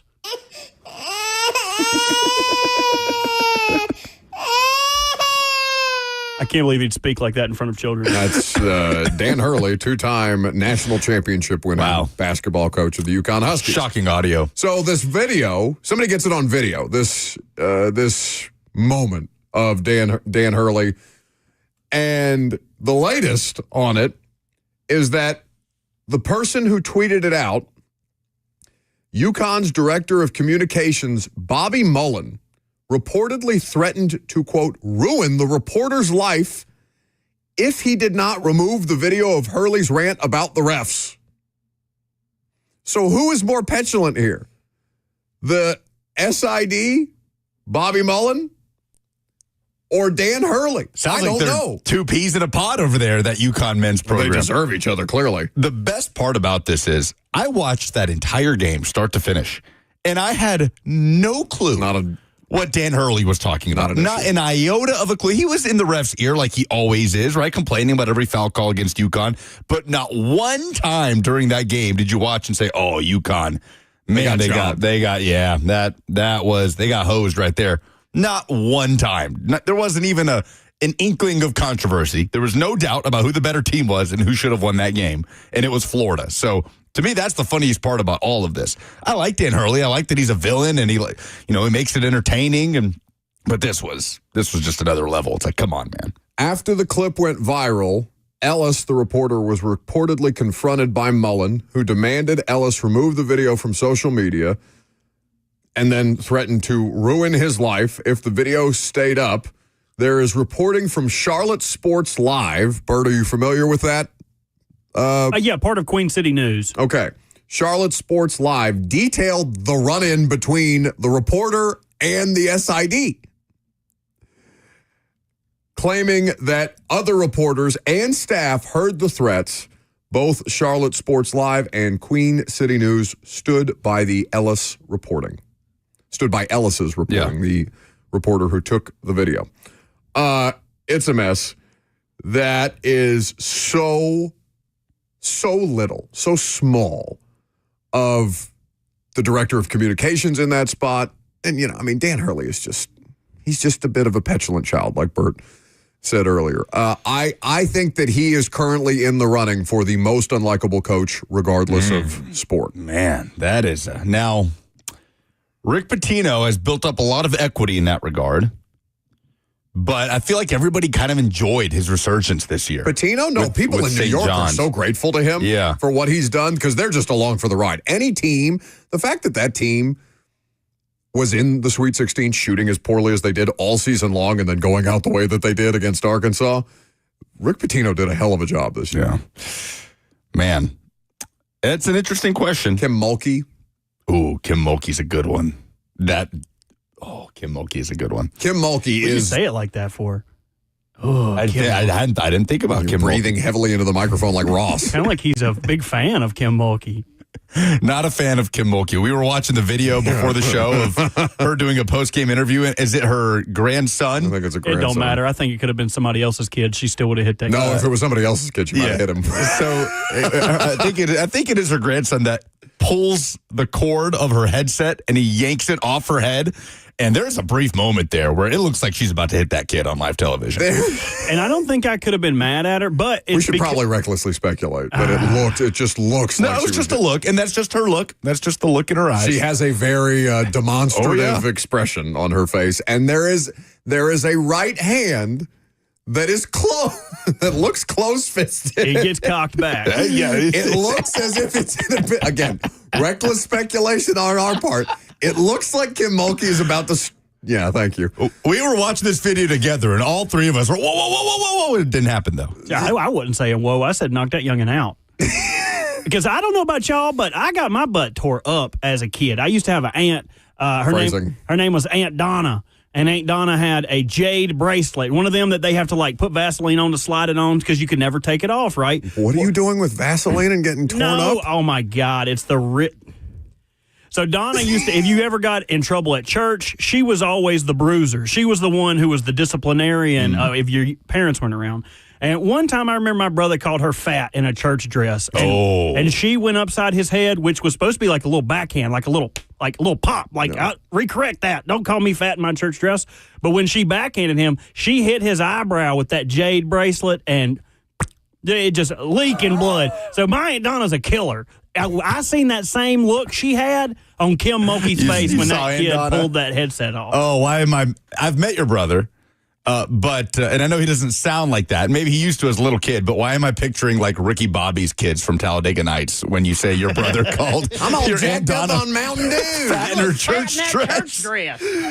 What are they running around with the hose? Anarchy. I don't know what it means, but I love the way it sounds. I feel like as a show, until one of us has a kid, we are not allowed to speak on corporal punishment. Yeah. Lucas other than to talk about our own experience. Yeah. I don't think I ever got hit as a child. I probably deserved it. I definitely got it a couple times. Y'all are so lucky. A couple times. I don't think I was ever struck. Yeah, y'all's parents really loved y'all. Well, it was a fun show to work on. Look, my parents loved me. I'm glad I did. It whipped me into shape. I'm glad I didn't. I like being spoiled and petulant. Who is the closest thing to a Cinderella in this tournament? Very, very chalky. Sweet 16. Yeah, but like that's Coach Cal, and I know they're without a Duthero, but it's Coach Cal, and they have a loaded, talented team. He's the best story in the bracket. It's not close to me. Sure, but that doesn't mean he's this. Like, what would be the most? He's a 10 seed, Lucas. I understand he's a 10 seed, but again, it's a very talented team. We all know Coach Cal's teams come on late in the season, and it's a team led by a national championship winning coach in John Calipari. I get what you're saying, but would we really be that stunned? Shocked if John Calipari beats Texas Tech. He went a decade without 16? winning a first-round game. Yes. That would be... Cal is out here disproving the narrative about Cal. That'd be more surprising to you than Arizona knocking off Duke, than Maryland knocking off Florida? Yeah, Arizona knocking off Duke would be the biggest upset of the tournament, for sure. But Cal is the closest thing to a Cinderella. They've got, like, what is compelling about Arizona's story? I'm talking about, because to be a Cinderella, not only do you have to be a lower-seeded team, fair enough. Who was unconscious in the second round. Okay, was fantastic. Caleb Love or Coach Cal? No, for sure. Cal's the story there, but... Because March Madness, to me, is as much about the narratives as it is about the basketball. The basketball is fun. The drama is fun. It's what makes it a more compelling product than the NBA by a mile, even though the basketball is so bad. So give me former UNC star Caleb Love, who led UNC to that Final Four win over Duke, now taking Arizona to the Elite Eight, beating Duke, who is a 1 seed in the process. Give me that. I get the Cal storyline, the narrative. I'm with it. But I don't know, man. I don't know. And then you got BYU, who's red hot. What's Arizona's seed? Arizona's a 4 seed. Yeah, you can't have a 4 seed Cinderella.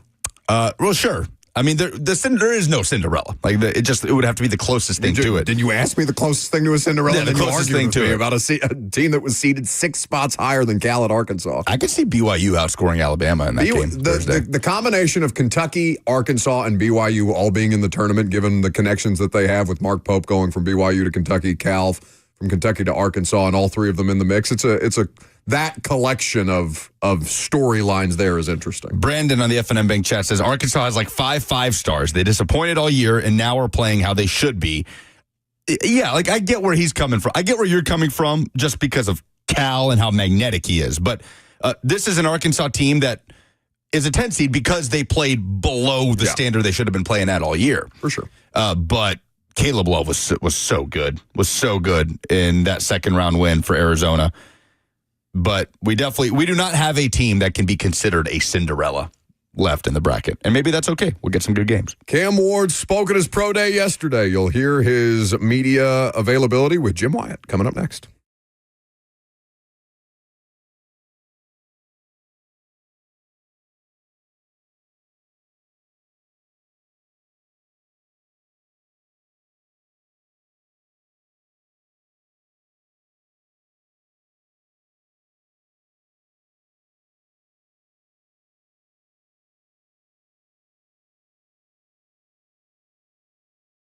Will I have enough money when I retire? When should I start to draw from Social Security? A lot of us have asked ourselves these questions, and sometimes it keeps you up at night. If that's the case for you, let me introduce you to a team that's there to keep you on the right track and guide you through it. That's Trajan Wealth. Trajan Wealth, not just any financial firm. They are your partners in securing your financial future. They're more than just a fiduciary firm at Trajan Wealth. They're a family-owned, veteran-led team that puts your needs first. Let their decades of experience specializing in retirement planning and wealth management work for you. Trajan Wealth offers free consultations to help you develop your plan and your peace of mind. So call them today at 615-270-5000. That's 615-270-5000. Or visit them online at TrajanWealth.com. Advisory services offered through Trajan Wealth, LLC, an SEC-registered investment advisor. This is a paid advertisement.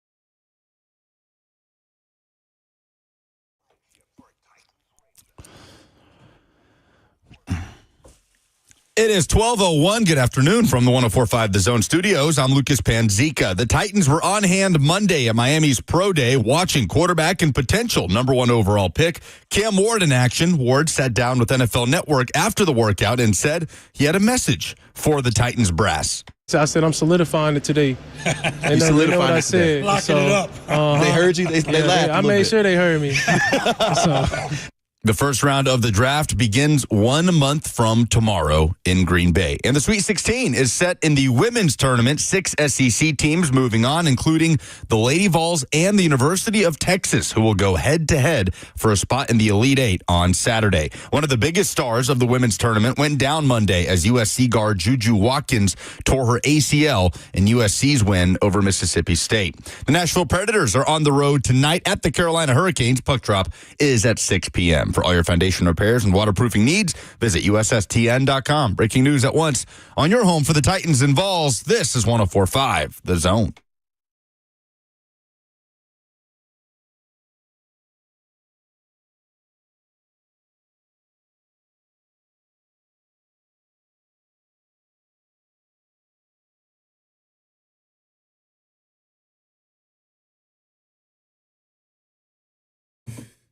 You don't have a QB yet, but you're getting a little closer. Cam Ward's Pro Day went down yesterday in Coral Gables, and the entire NFL stood there and watched. They had 32 teams in attendance, not just for Cam Ward, of course, but for all 20 of the players who worked out at Miami's Pro Day yesterday, but it was pretty exhaustive coverage across the NFL Network.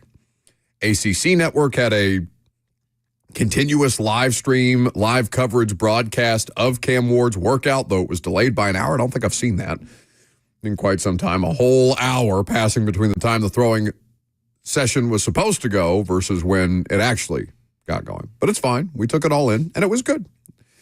Nothing that you would not have expected from a player who's being talked about as the presumptive number 1 overall pick and likely going to end up here in Tennessee playing quarterback for Brian Callahan and Mike Borgonzi.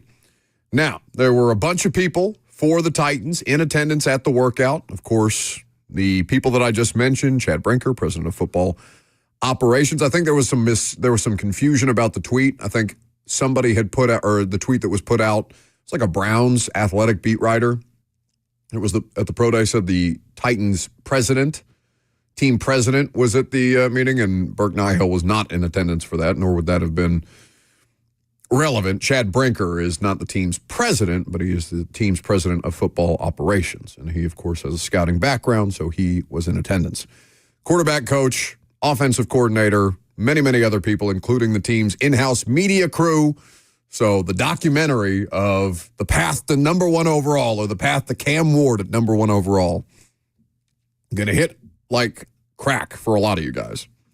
But Cam Ward caught up with Jim Wyatt, because Jimmy's always on the scene.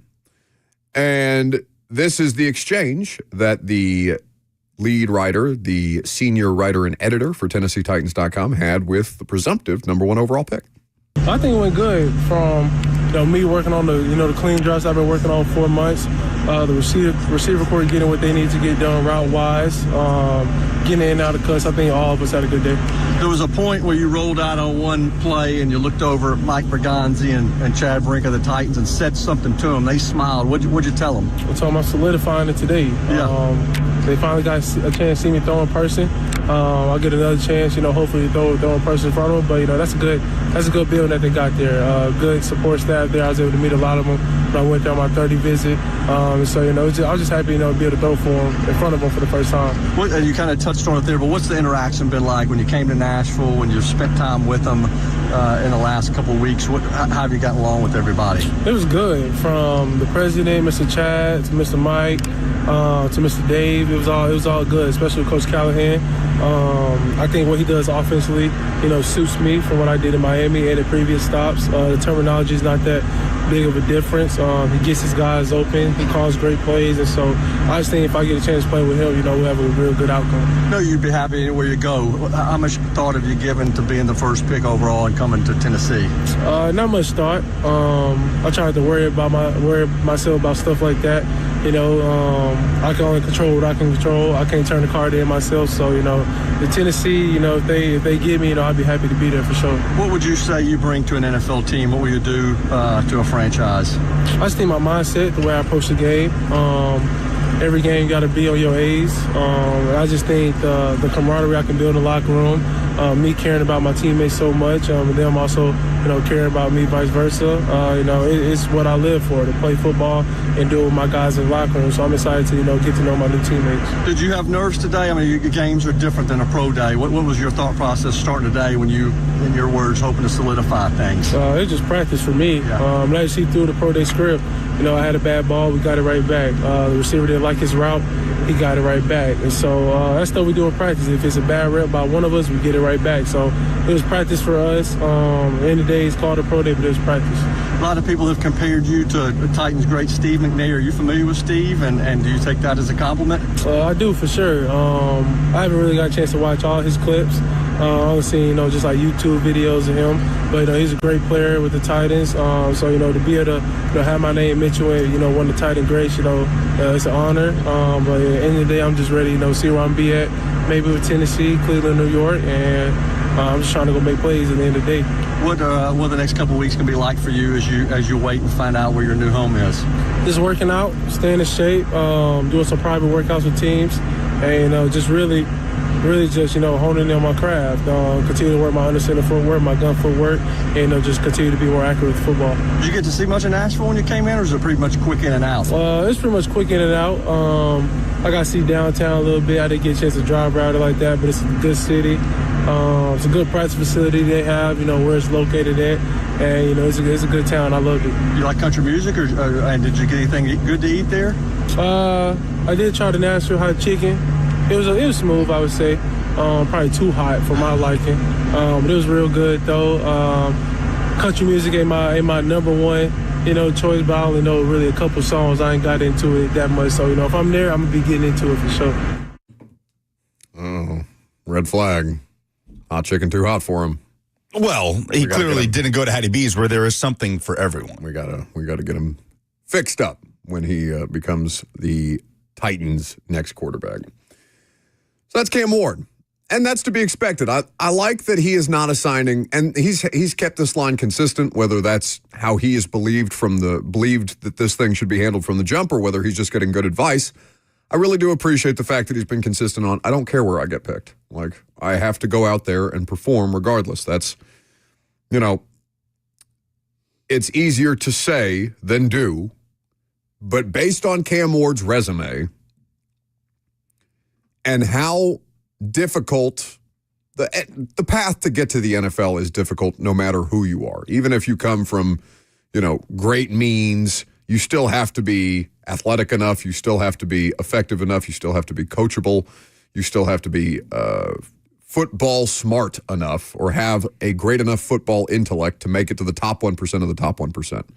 But Cam Ward's path from, zero-star recruit in the wing T offense, wing T quarterback, to Incarnate Word, to Washington State, to All-America selection, Heisman Trophy finalist, Division I football touchdown passes leader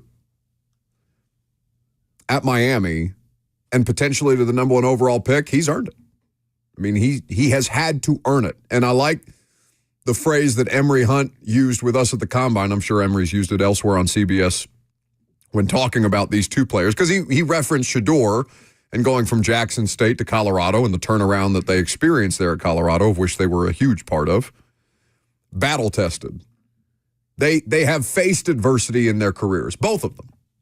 Cam Ward has faced adversity. Cam Ward is going to be more equipped than somebody else who had an easier path or a lighter path or a more conventional path to becoming the number 1 overall pick has had. And he's going to need it, because he's going to be in a bad situation when he gets here. And not a bad situation like, oh, well, they don't know what they're doing. They don't know how to handle him. I mean, in terms of what's around him, he's going to be fighting uphill for a little while. Adam Schefter, while we were listening to that audio of Jim Wyatt talking to Cam Ward, tweeted 5 minutes ago, ESPN sources, he says, Tennessee will hold an additional private workout with potential number 1 overall pick Cam Ward. The Titans have become increasingly impressed with Ward, and while they are expected to listen to offers for the number 1 overall pick, it now would take an even stronger package to acquire the draft's top selection. So that's something that Cam Wolfe mentioned with us earlier, that they had another private workout scheduled. I believe somebody talked about that yesterday, too, at the Pro Day situation. But that is someone from the Titans communicating that to Adam Schefter. Yes. Which they kind of have to do, right? Right. Oh, it's going to take even more picks to get Cam. Wow. Cam Wow. I like that. Well, it's better than like the Warden that they're trying to. No, Cam Wow is way better. Cam Wow is way better. Yeah, let's trademark that. It was my idea. We could make like commercials, like shot for shot commercials. Sham Wow guy? Yeah, just a knockoff of the Sham Wow guy doing the exact same commercial, but for Cam Ward. Is Bert the coked out Sham Wow guy? Unfortunately. He did have some issues, didn't he? Yeah, I think he went to jail. Well, look at this out of structure play. Wow. I was at a wedding with a bunch of people who, as wedding gifts, or a part of the family, as wedding gifts, brought a bunch of Sham Wows for people who got too sweaty or spilled their drinks on the dance floor. That's hilarious. They work. They work. They are great, man. They are killer. I will endorse the Sham Wow as a commodity. I don't know if they're still selling them. I don't know if you ever bought anything else from that guy, but the slap chop, it also slaps. I remember the commercials. Maybe you got some nuts you want to throw in your salads. Throw them in there now. It's a slap chop. Look, I'm going slap crazy over here. Slap crazy. So, all this to say, they are still trying to leverage. They can't outright tell everybody what they're doing, right? They are still trying to leverage this thing if they can, which is what they should do. Even if they take Cam Ward and it's Cam Ward or nothing, they have to at least position themselves to try and get as much leverage, as much value out of this number 1 overall pick as possible, even if at the end of the day they just say, all right, let's take Cam Ward. So there's nothing wrong with the messaging on that they are still listening to offers. That shouldn't bother people. You should be encouraged by that. That's your team doing this correctly. 615-737-1045 is the number. Somebody also brings up the psych ward for Cam Ward. It's going to be hard. That's what you can call him if another team trades up to get him. Like, psych! You thought you were going to get Cam Ward just like you thought you were going to get Joe Alt. Psych! It's going to be hard to move me off of Cam Wow. That's too good. No, I'm not interested in moving you off Cam Wow. I also think psych ward is what you experienced last year at quarterback. Yeah, don't want that. Grippy socks. Grippy socks? Yeah, they give you No, I haven't been to a psych ward. They give you these socks so you don't slip. It's they got like little grippies on the bottom. I've got grippy socks. I ain't never been either, but I've dated a couple girls.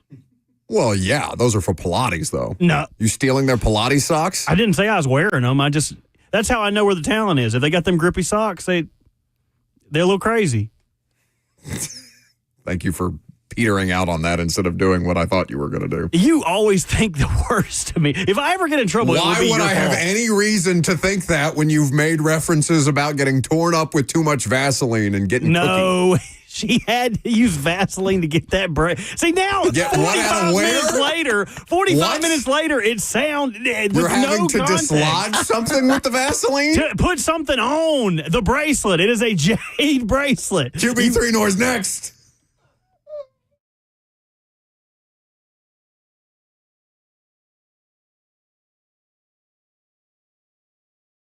We've got the trucks, all the trims, all the towing, all the bells and whistles, and all at Truck Month Savings. Two Rivers Ford is Ford Truck Central.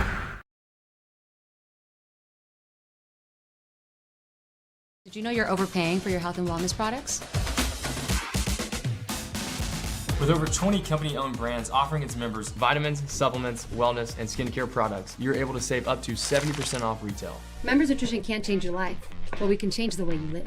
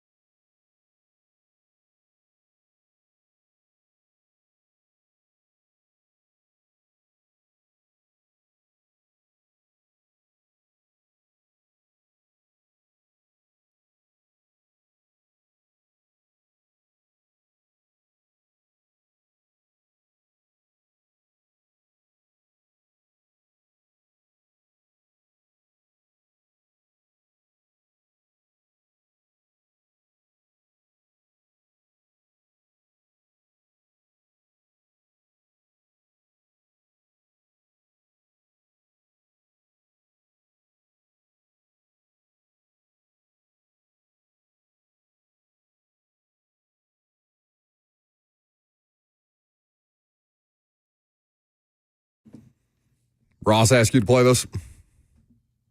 What? No, Ross did not ask me to play this. Well, famously, he has this song sounds like 80s Miami cocaine, and famously, we're currently trying to work Ross through a drug problem.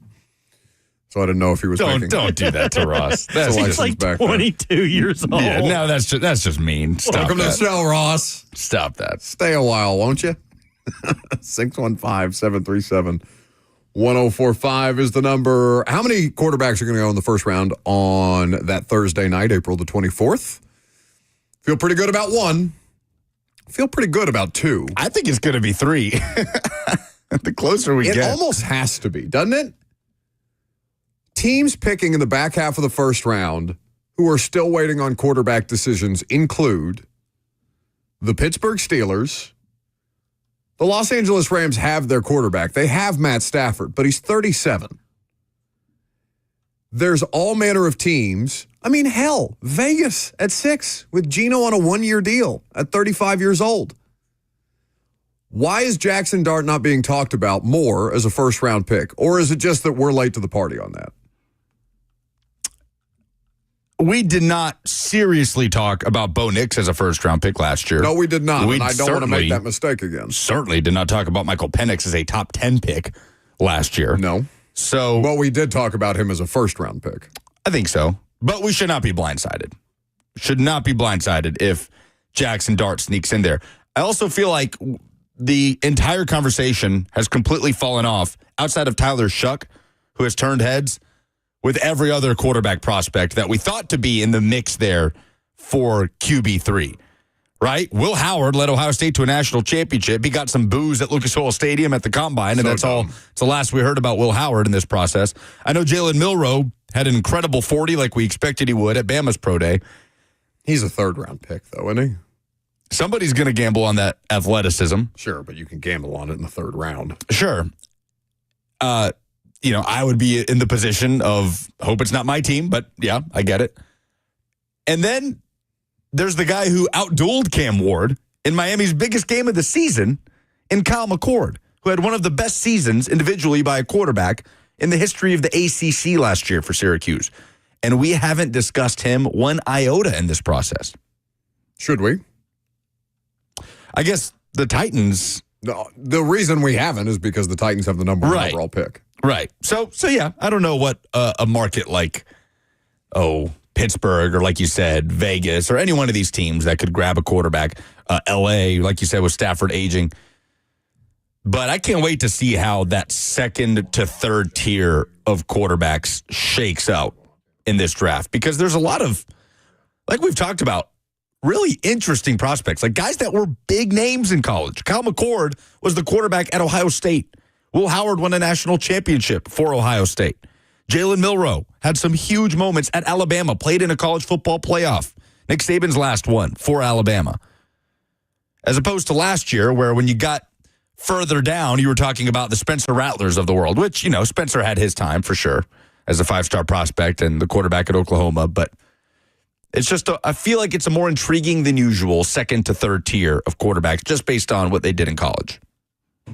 Jackson Dart is going to be an interesting case study for that, transferring from USC to Ole Miss, then spending 3 seasons at Ole Miss. Last year being one of the most productive quarterbacks in college football, 69.3% of his passes completed, 4,279 yards, 29 touchdowns against 6 interceptions. Ole Miss's season as a college football playoff contender in the preseason did not go to plan, and Lane Kiffin deserves some blame for that. Jackson Dart is also not a perfect prospect by any stretch of the imagination, but neither is Cam Ward or Shedeur Sanders. So for the quarterback needs, especially for teams with aging quarterback situations, Dart, Milroe, McCord, Howard, Tyler Shuck out of Louisville, like Lucas mentioned, we'll see how the chips fall, and it's going to be dependent on how that team sees that player within their building, not how we judge these guys externally, as has been proven time and time again, most recently with Atlanta last year and Michael Penix and Bo Nix with the Broncos. Both of those ended up being the correct decisions, at least in retrospect. So we know there's no decision, or there's no real decision to be had unless there's a trade offer that drops from the sky that is so overwhelming. Cam Ward as the number 1 overall pick. This is Ian Rappaport. Is he at the pro day, Bert, or is this This seemed like a studio hit to me. All right. Talking about Cam Ward. Yeah, Cam Ward should be confident. Now, first of all, as far as where he slots in from compared to the other quarterbacks, compared to the other top prospects, it does seem to me, based on the people I've spoken with, and this is obviously not a surprise, that he's looking increasingly likely that Cam Ward is the number 1 overall pick. It is not done. People are not done with their evaluations. We don't even know what team is going to pick number 1, but certainly seems the most likely scenario is that Cam Ward is number 1. As far as the Tennessee Titans go, my understanding, despite the fact that they haven't signed a veteran quarterback yet, still need one, and do not yet have an entrenched starter, haven't made the firm and final decision that they are making the pick. They are still going through the evaluation process. That includes, obviously, this pro day. It includes, obviously, talking with members of the Tennessee Titans staff, dining with them during the course of his pro day and before his pro day. I'm told the Titans are also going to have private workouts with Cam Ward and Shedeur Sanders. Those should be over the next 2 or so weeks. It is all part of the process, guys, for them to evaluate where they are. Do they want to consider? So that is Ian Rappaport of the NFL Network speaking on Cam Ward at the top of the draft. Then there's Adam Schefter on the Adam Schefter podcast speaking about... Hang on real quick. That was what, yesterday? I believe so. So just ignoring the existence of Brandon Allen. I get what he's saying, that they haven't brought in a veteran to start, but they did sign a quarterback. Yeah, but I think he's talking about a veteran to start. Yeah, and sure. as you have many times said, there's not a more backup. He's a backup than Brandon Allen. Now, Schefter talking about where the next quarterback domino may fall related to the NFL draft on his podcast. Well, yeah, I think when we look at the Giants quarterback situation right now, as we tape this at 9 a.m. on Tuesday, March 25th, I would say that their quarterback room is and continues to be a work in progress. Yes, the Giants have signed Tommy DeVito. They've signed Jameis Winston. They are still very much in the market for Russell Wilson. And ultimately, it wouldn't surprise me if Russell Wilson chose the Giants over the Browns and the Steelers, 2 other teams that he continues to talk to. But let's live in a universe here where Russell Wilson picks the Giants. I still think with Russell Wilson and Jameis Winston and Tommy, I still think the Giants may go ahead and take Shedeur Sanders at number 3. So whether they sign Russell Wilson or Aaron Rodgers, I don't think it changes anything. This team has struggled at that spot. It's going to do everything it can to address it short and long term. And if the Giants love Shedeur Sanders enough at number 3, I don't care who they add between now and the opening night of the draft, I still think that Shedeur Sanders would be the pick if that's who they believe in. If we go back and look at it, there are a lot of signs about Shedeur and the Giants. Like, they were linked to him all along. They've done a ton of work on him. They spent a lot of time in Boulder. He had the New York Giants cleats before the Alamo Bowl. Mm-hmm. He's having a catch with Malik Neighbors at the Heisman Trophy presentation. Again, we'll see what they decide, but there's been a lot of smoke and a lot of connections for Shedeur Sanders to New York, and he's been raised to kind of perform with the bright lights in the big city, and I could just see it happening, and we'll see what they ultimately decide. He would also have to get past the Cleveland Browns at 2, who are, of course, in a quarterback entanglement right now. They are entangled in Deshaun Watson's contract, and they're trying to find ways to untangle themselves. Mike Tannenbaum, former NFL general manager, who was on the radio show, I don't know, a couple weeks ago, and he talked about the worst-case scenario for Tennessee, not missing on Shedeur Sanders or Cam Ward in that situation, but missing out on Will Levis if Will Levis was to go out there and be a starting caliber quarterback for another NFL team. Mike Tannenbaum went on ESPN, I believe this morning, and talked about why he thinks Jackson Dart is going to be a first-round pick and QB3.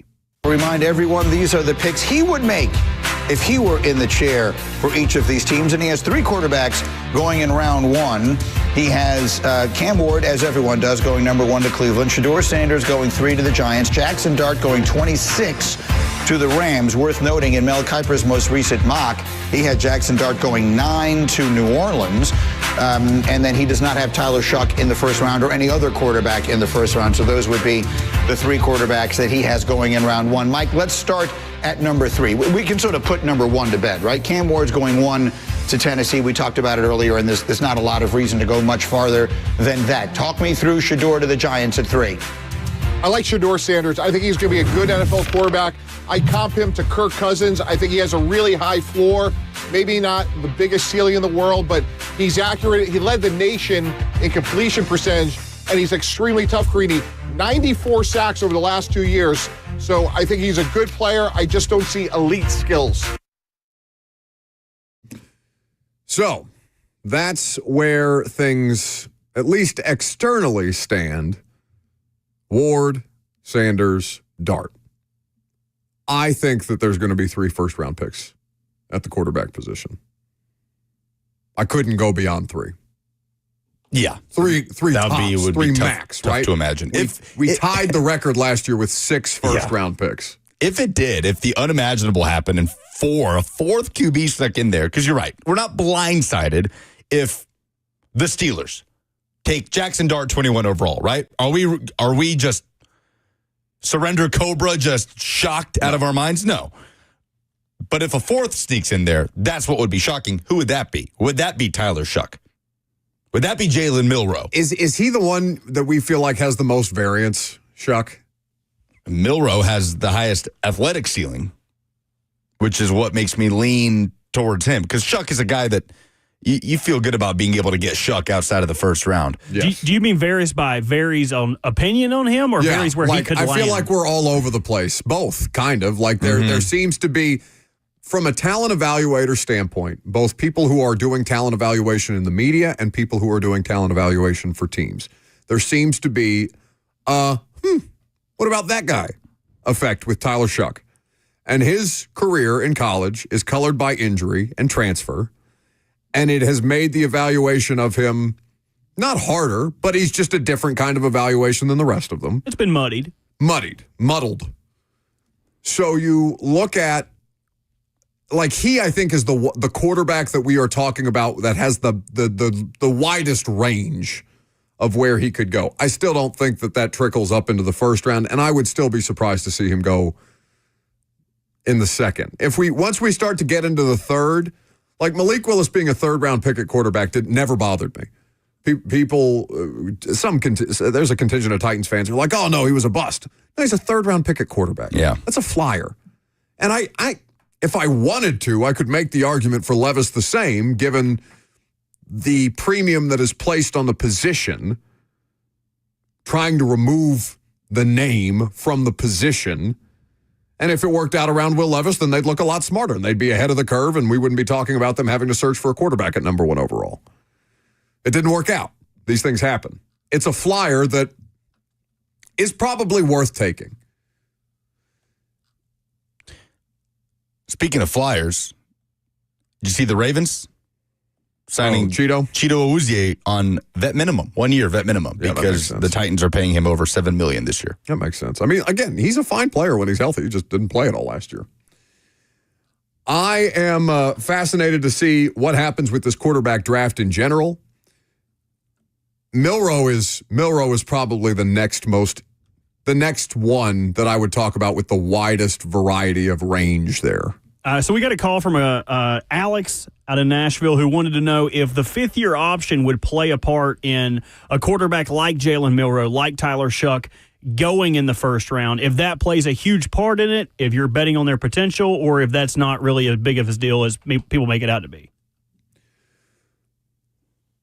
So, by his logic, he's saying that they would draft one of those players in the first round just to have an additional year of team control? That was his question. He wasn't saying that. He was asking. Right. Especially for a quarterback with a longer developmental path. And I will say, where you don't have to make that determination as early, maybe. Yeah, I don't think it's inconsequential. Like, I think those conversations are for sure had. Whether they're being had about specifically those two is a different matter. Because I would think that you would have that conversation more around Shedeur and Dart than you would around Shuck or Milroe. Now, maybe Milroe is a different thing, and again, the Colts drafted Anthony Richardson 4th overall, almost purely off athleticism. I mean, Robert, do you think that played into the Ravens? Making sure they grabbed Lamar at the very end of the first round? I do think it did, and I think it mattered for development, but also fifth-year options are not cheap.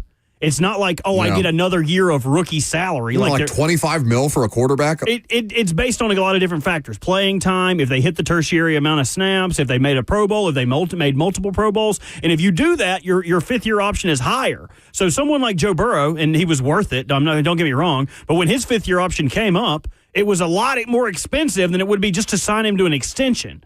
So I would say it matters, but it doesn't have the people say, playing with a rookie quarterback, that helps you be confident for so much longer. Mm-hmm. Well, it doesn't matter. That fifth year does not matter in the cap implications world because it is still expensive. It is still a mid-tier quarterback salary on your salary cap. So no longer, like in the first 4 years, do you have, I believe C.J. Stroud has something like a $10 million cap hit. This year? Yes, this year. Caleb Williams, like an $8 million cap. Oh, yeah. Caleb Williams would have gone from Caleb Williams would have been ballpark 6.5 or 7, I believe, last year to 8. Correct. 8 plus. Jaden Daniels, for example, went from 6.8 in terms of cap hit to 8.5 this year, 10.2 the following. Yeah, Williams. And that's his rookie standard. That has nothing to do with if he makes Pro Bowls or not. The fifth-year option. They don't have the determinant. Like, if you check these things on Spot Tracker over the cap, they're not going to tell you their fifth-year option yet because, as Bert pointed out, there's a variety of different factors that go into determining that price. Williams cap hit $8.9 million this year. It goes up to $10.7 in 2026. How $500,000 more based on just the first overall pick. Yeah. On any given year, what do we usually say? That there's 15, 16 true first-round talents? I think if you were being realistic about it, there are probably, in any given year, 12 to 15 players who truly deserve the grade of first round. This year, that number feels a little bit lower, right? At least that's what smarter people than us have said.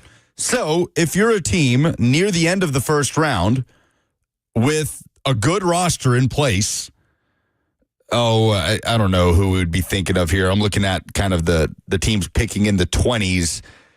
If you're a Green Bay, right? Or maybe that's not a good example. Or no, the Rams are the best example. The Rams. Okay, but yeah, the Rams sitting there at pick 26.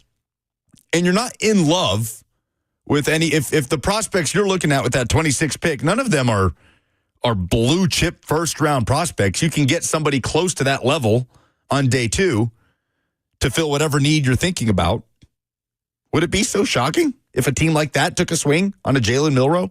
I don't think so. With that elite athleticism. Shocking? No. The part of me that says yes to that is because they've said the players from 15 to 55 would all have comparable grades. So if you had comparable grades on all of these players from 15 to 55, I feel like you would not want to take a swing on a quarterback who might be less than. You would want to take one of these people that you have a higher grade on towards the top of the 50. That's the only reason I disagree with that. I don't disagree with your logic, but it would be tough for me to pass on a much more talented player to get someone to learn behind Stafford when you already have drunk driving Stetson Benson back there.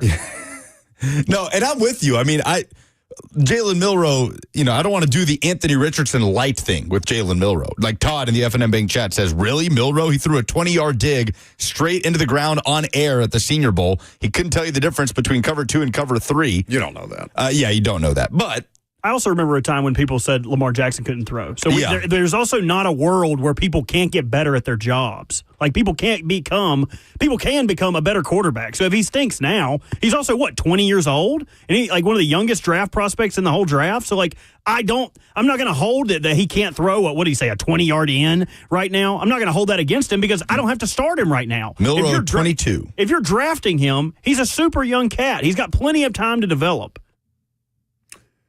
Just wouldn't do it in the first round. Last call for phone calls if you got them. We'll update some polls coming up next.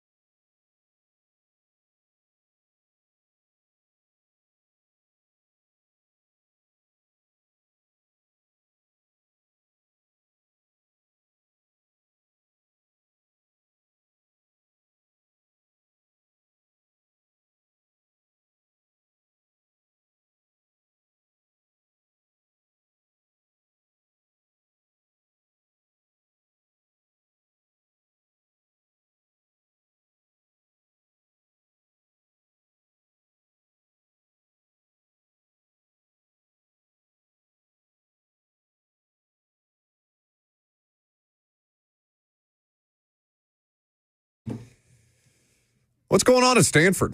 Andrew Luck firing folks? Yeah, this was an interesting headline. It's not surprising that Stanford is firing their head coach, Troy Taylor, who in 2 years has gone 3-9 in each of them, and now there's an investigation into him bullying female staffers in the program. That was made public last week, so this was all aligning towards him getting fired. But the fact that it's Andrew Luck, the general manager of his alma mater, for those who missed that headline a few weeks ago, he's the one putting out the statement.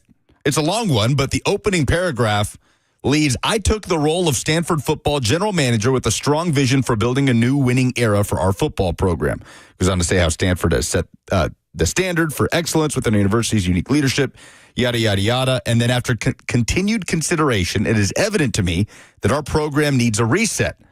I no longer believe that Coach Taylor is the right coach to lead our football program. He has been informed today the change is effective immediately. So Andrew Luck is doing all of the things that typically an athletic director does.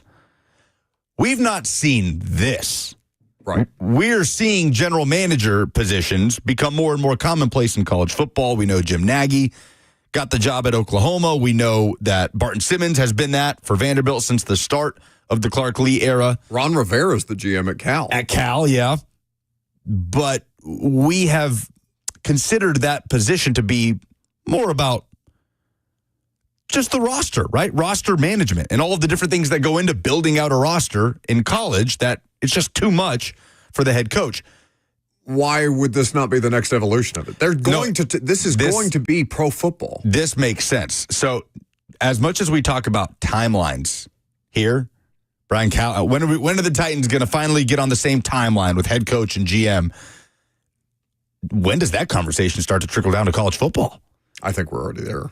At what point does Brent Venables, let's say, go 6-6 again, and suddenly Jim Nagy wants to go get his guy?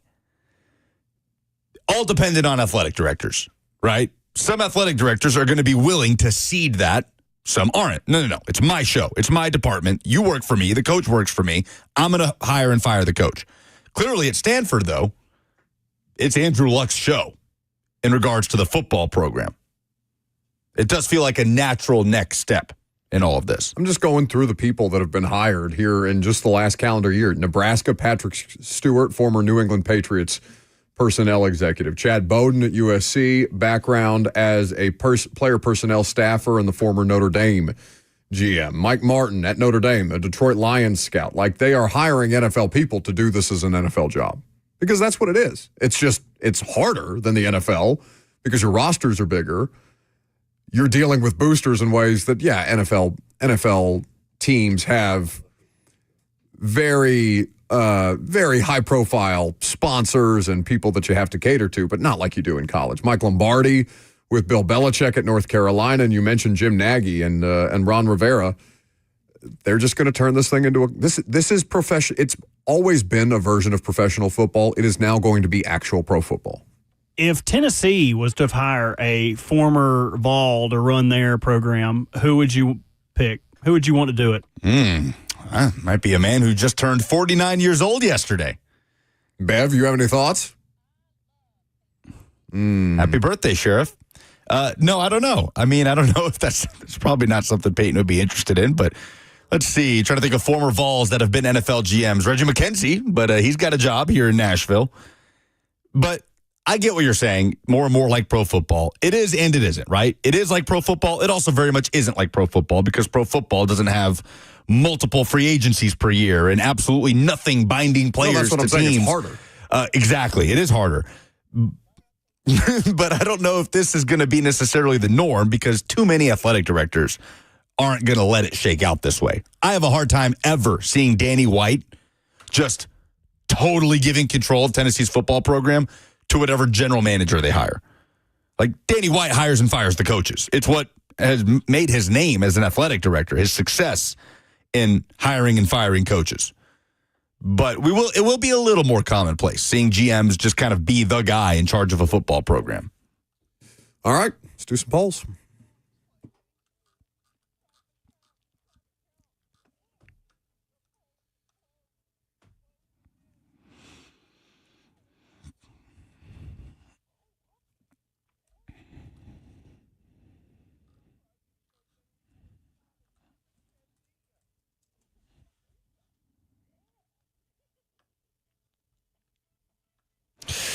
Presented by Two Rivers Ford, the South's most trusted Ford dealer. What in sports made you say, oh no, this weekend? Karen says Juju Watkins tearing her ACL. Awful. Yeah, that sucked. Tyler says Ferrari, who crashed out of the Chinese Grand Prix in embarrassing fashion over the weekend. What would your reaction be if the Titans did not draft Cam Ward, number 1 overall? The Ohio Titan says cancel the new stadium. Well, it's a bit late in the process for that. You've already paid for it, largely. Bobby says his reaction would be, thank God. And he writes, hashtag halftime Cam. Oh, my goodness. I have not seen this. Who's this person? Bobby. His Twitter handle is @blackoutbob81. Okay. I'm going to assume that we are being trolled or that person is joking. I hope so. I hope so, too. And if not, Blackout Bob, I need you to listen to me very closely.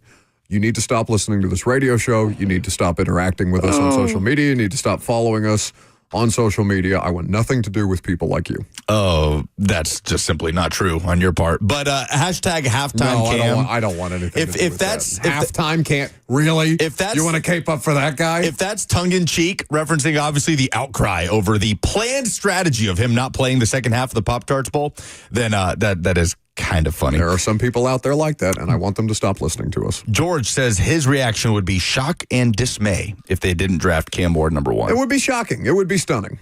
It really would. Yeah, that would be the thing. I mean, let's go back to a couple years ago. You so badly wanted the Titans to draft Will Levis, not because you thought he'd be a good player, but because of the reaction, of the chaos that would follow with the fan base. Yep. You still singing that tune? You want the Titans to not draft a quarterback here because of the chaos that would ensue with the fan base? It'd be a fun radio show on Friday after, but that's about it. Yeah.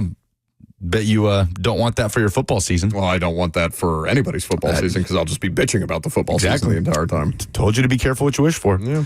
What do you prefer in the second weekend of the NCAA? I wrote him an AI apology poem. Yeah, that was a good bit. What do you prefer in the second weekend of the NCAA tournament? Chalk, better teams, or the Cinderellas? It's close here, but 50.8% say Cinderellas. Better teams. I like a little bit of Cinderellas. How many quarterbacks will be drafted in, because every once in a while the Cinderella makes it to the Elite Eight, and that's always fun. How many quarterbacks, or the Final Four in the case of Loyola Chicago, how many quarterbacks will be drafted in the first round? 1, 2, or 3? 61.7% say 3, 36.1% say 2, 2.1% say 1. There's somebody else that commented on the Cam Ward situation. Their reaction on Twitch, Titan Husker, would be crisis averted, except he misspelled averted and wrote overted. Overted. So we're doing great. That's great. That's awesome. I mean, you don't have to want Cam Ward as your quarterback. You can have whatever opinion on Cam Ward that you want. You can. It just might be the wrong one. Those are the polls. All right, very good. That's the show. No prime time tonight for me. We will get back at it tomorrow morning. Who do we have on the show tomorrow? Do we know? Anybody? Anybody at all? Coach Doug Matthews. Ooh, fun. See you then.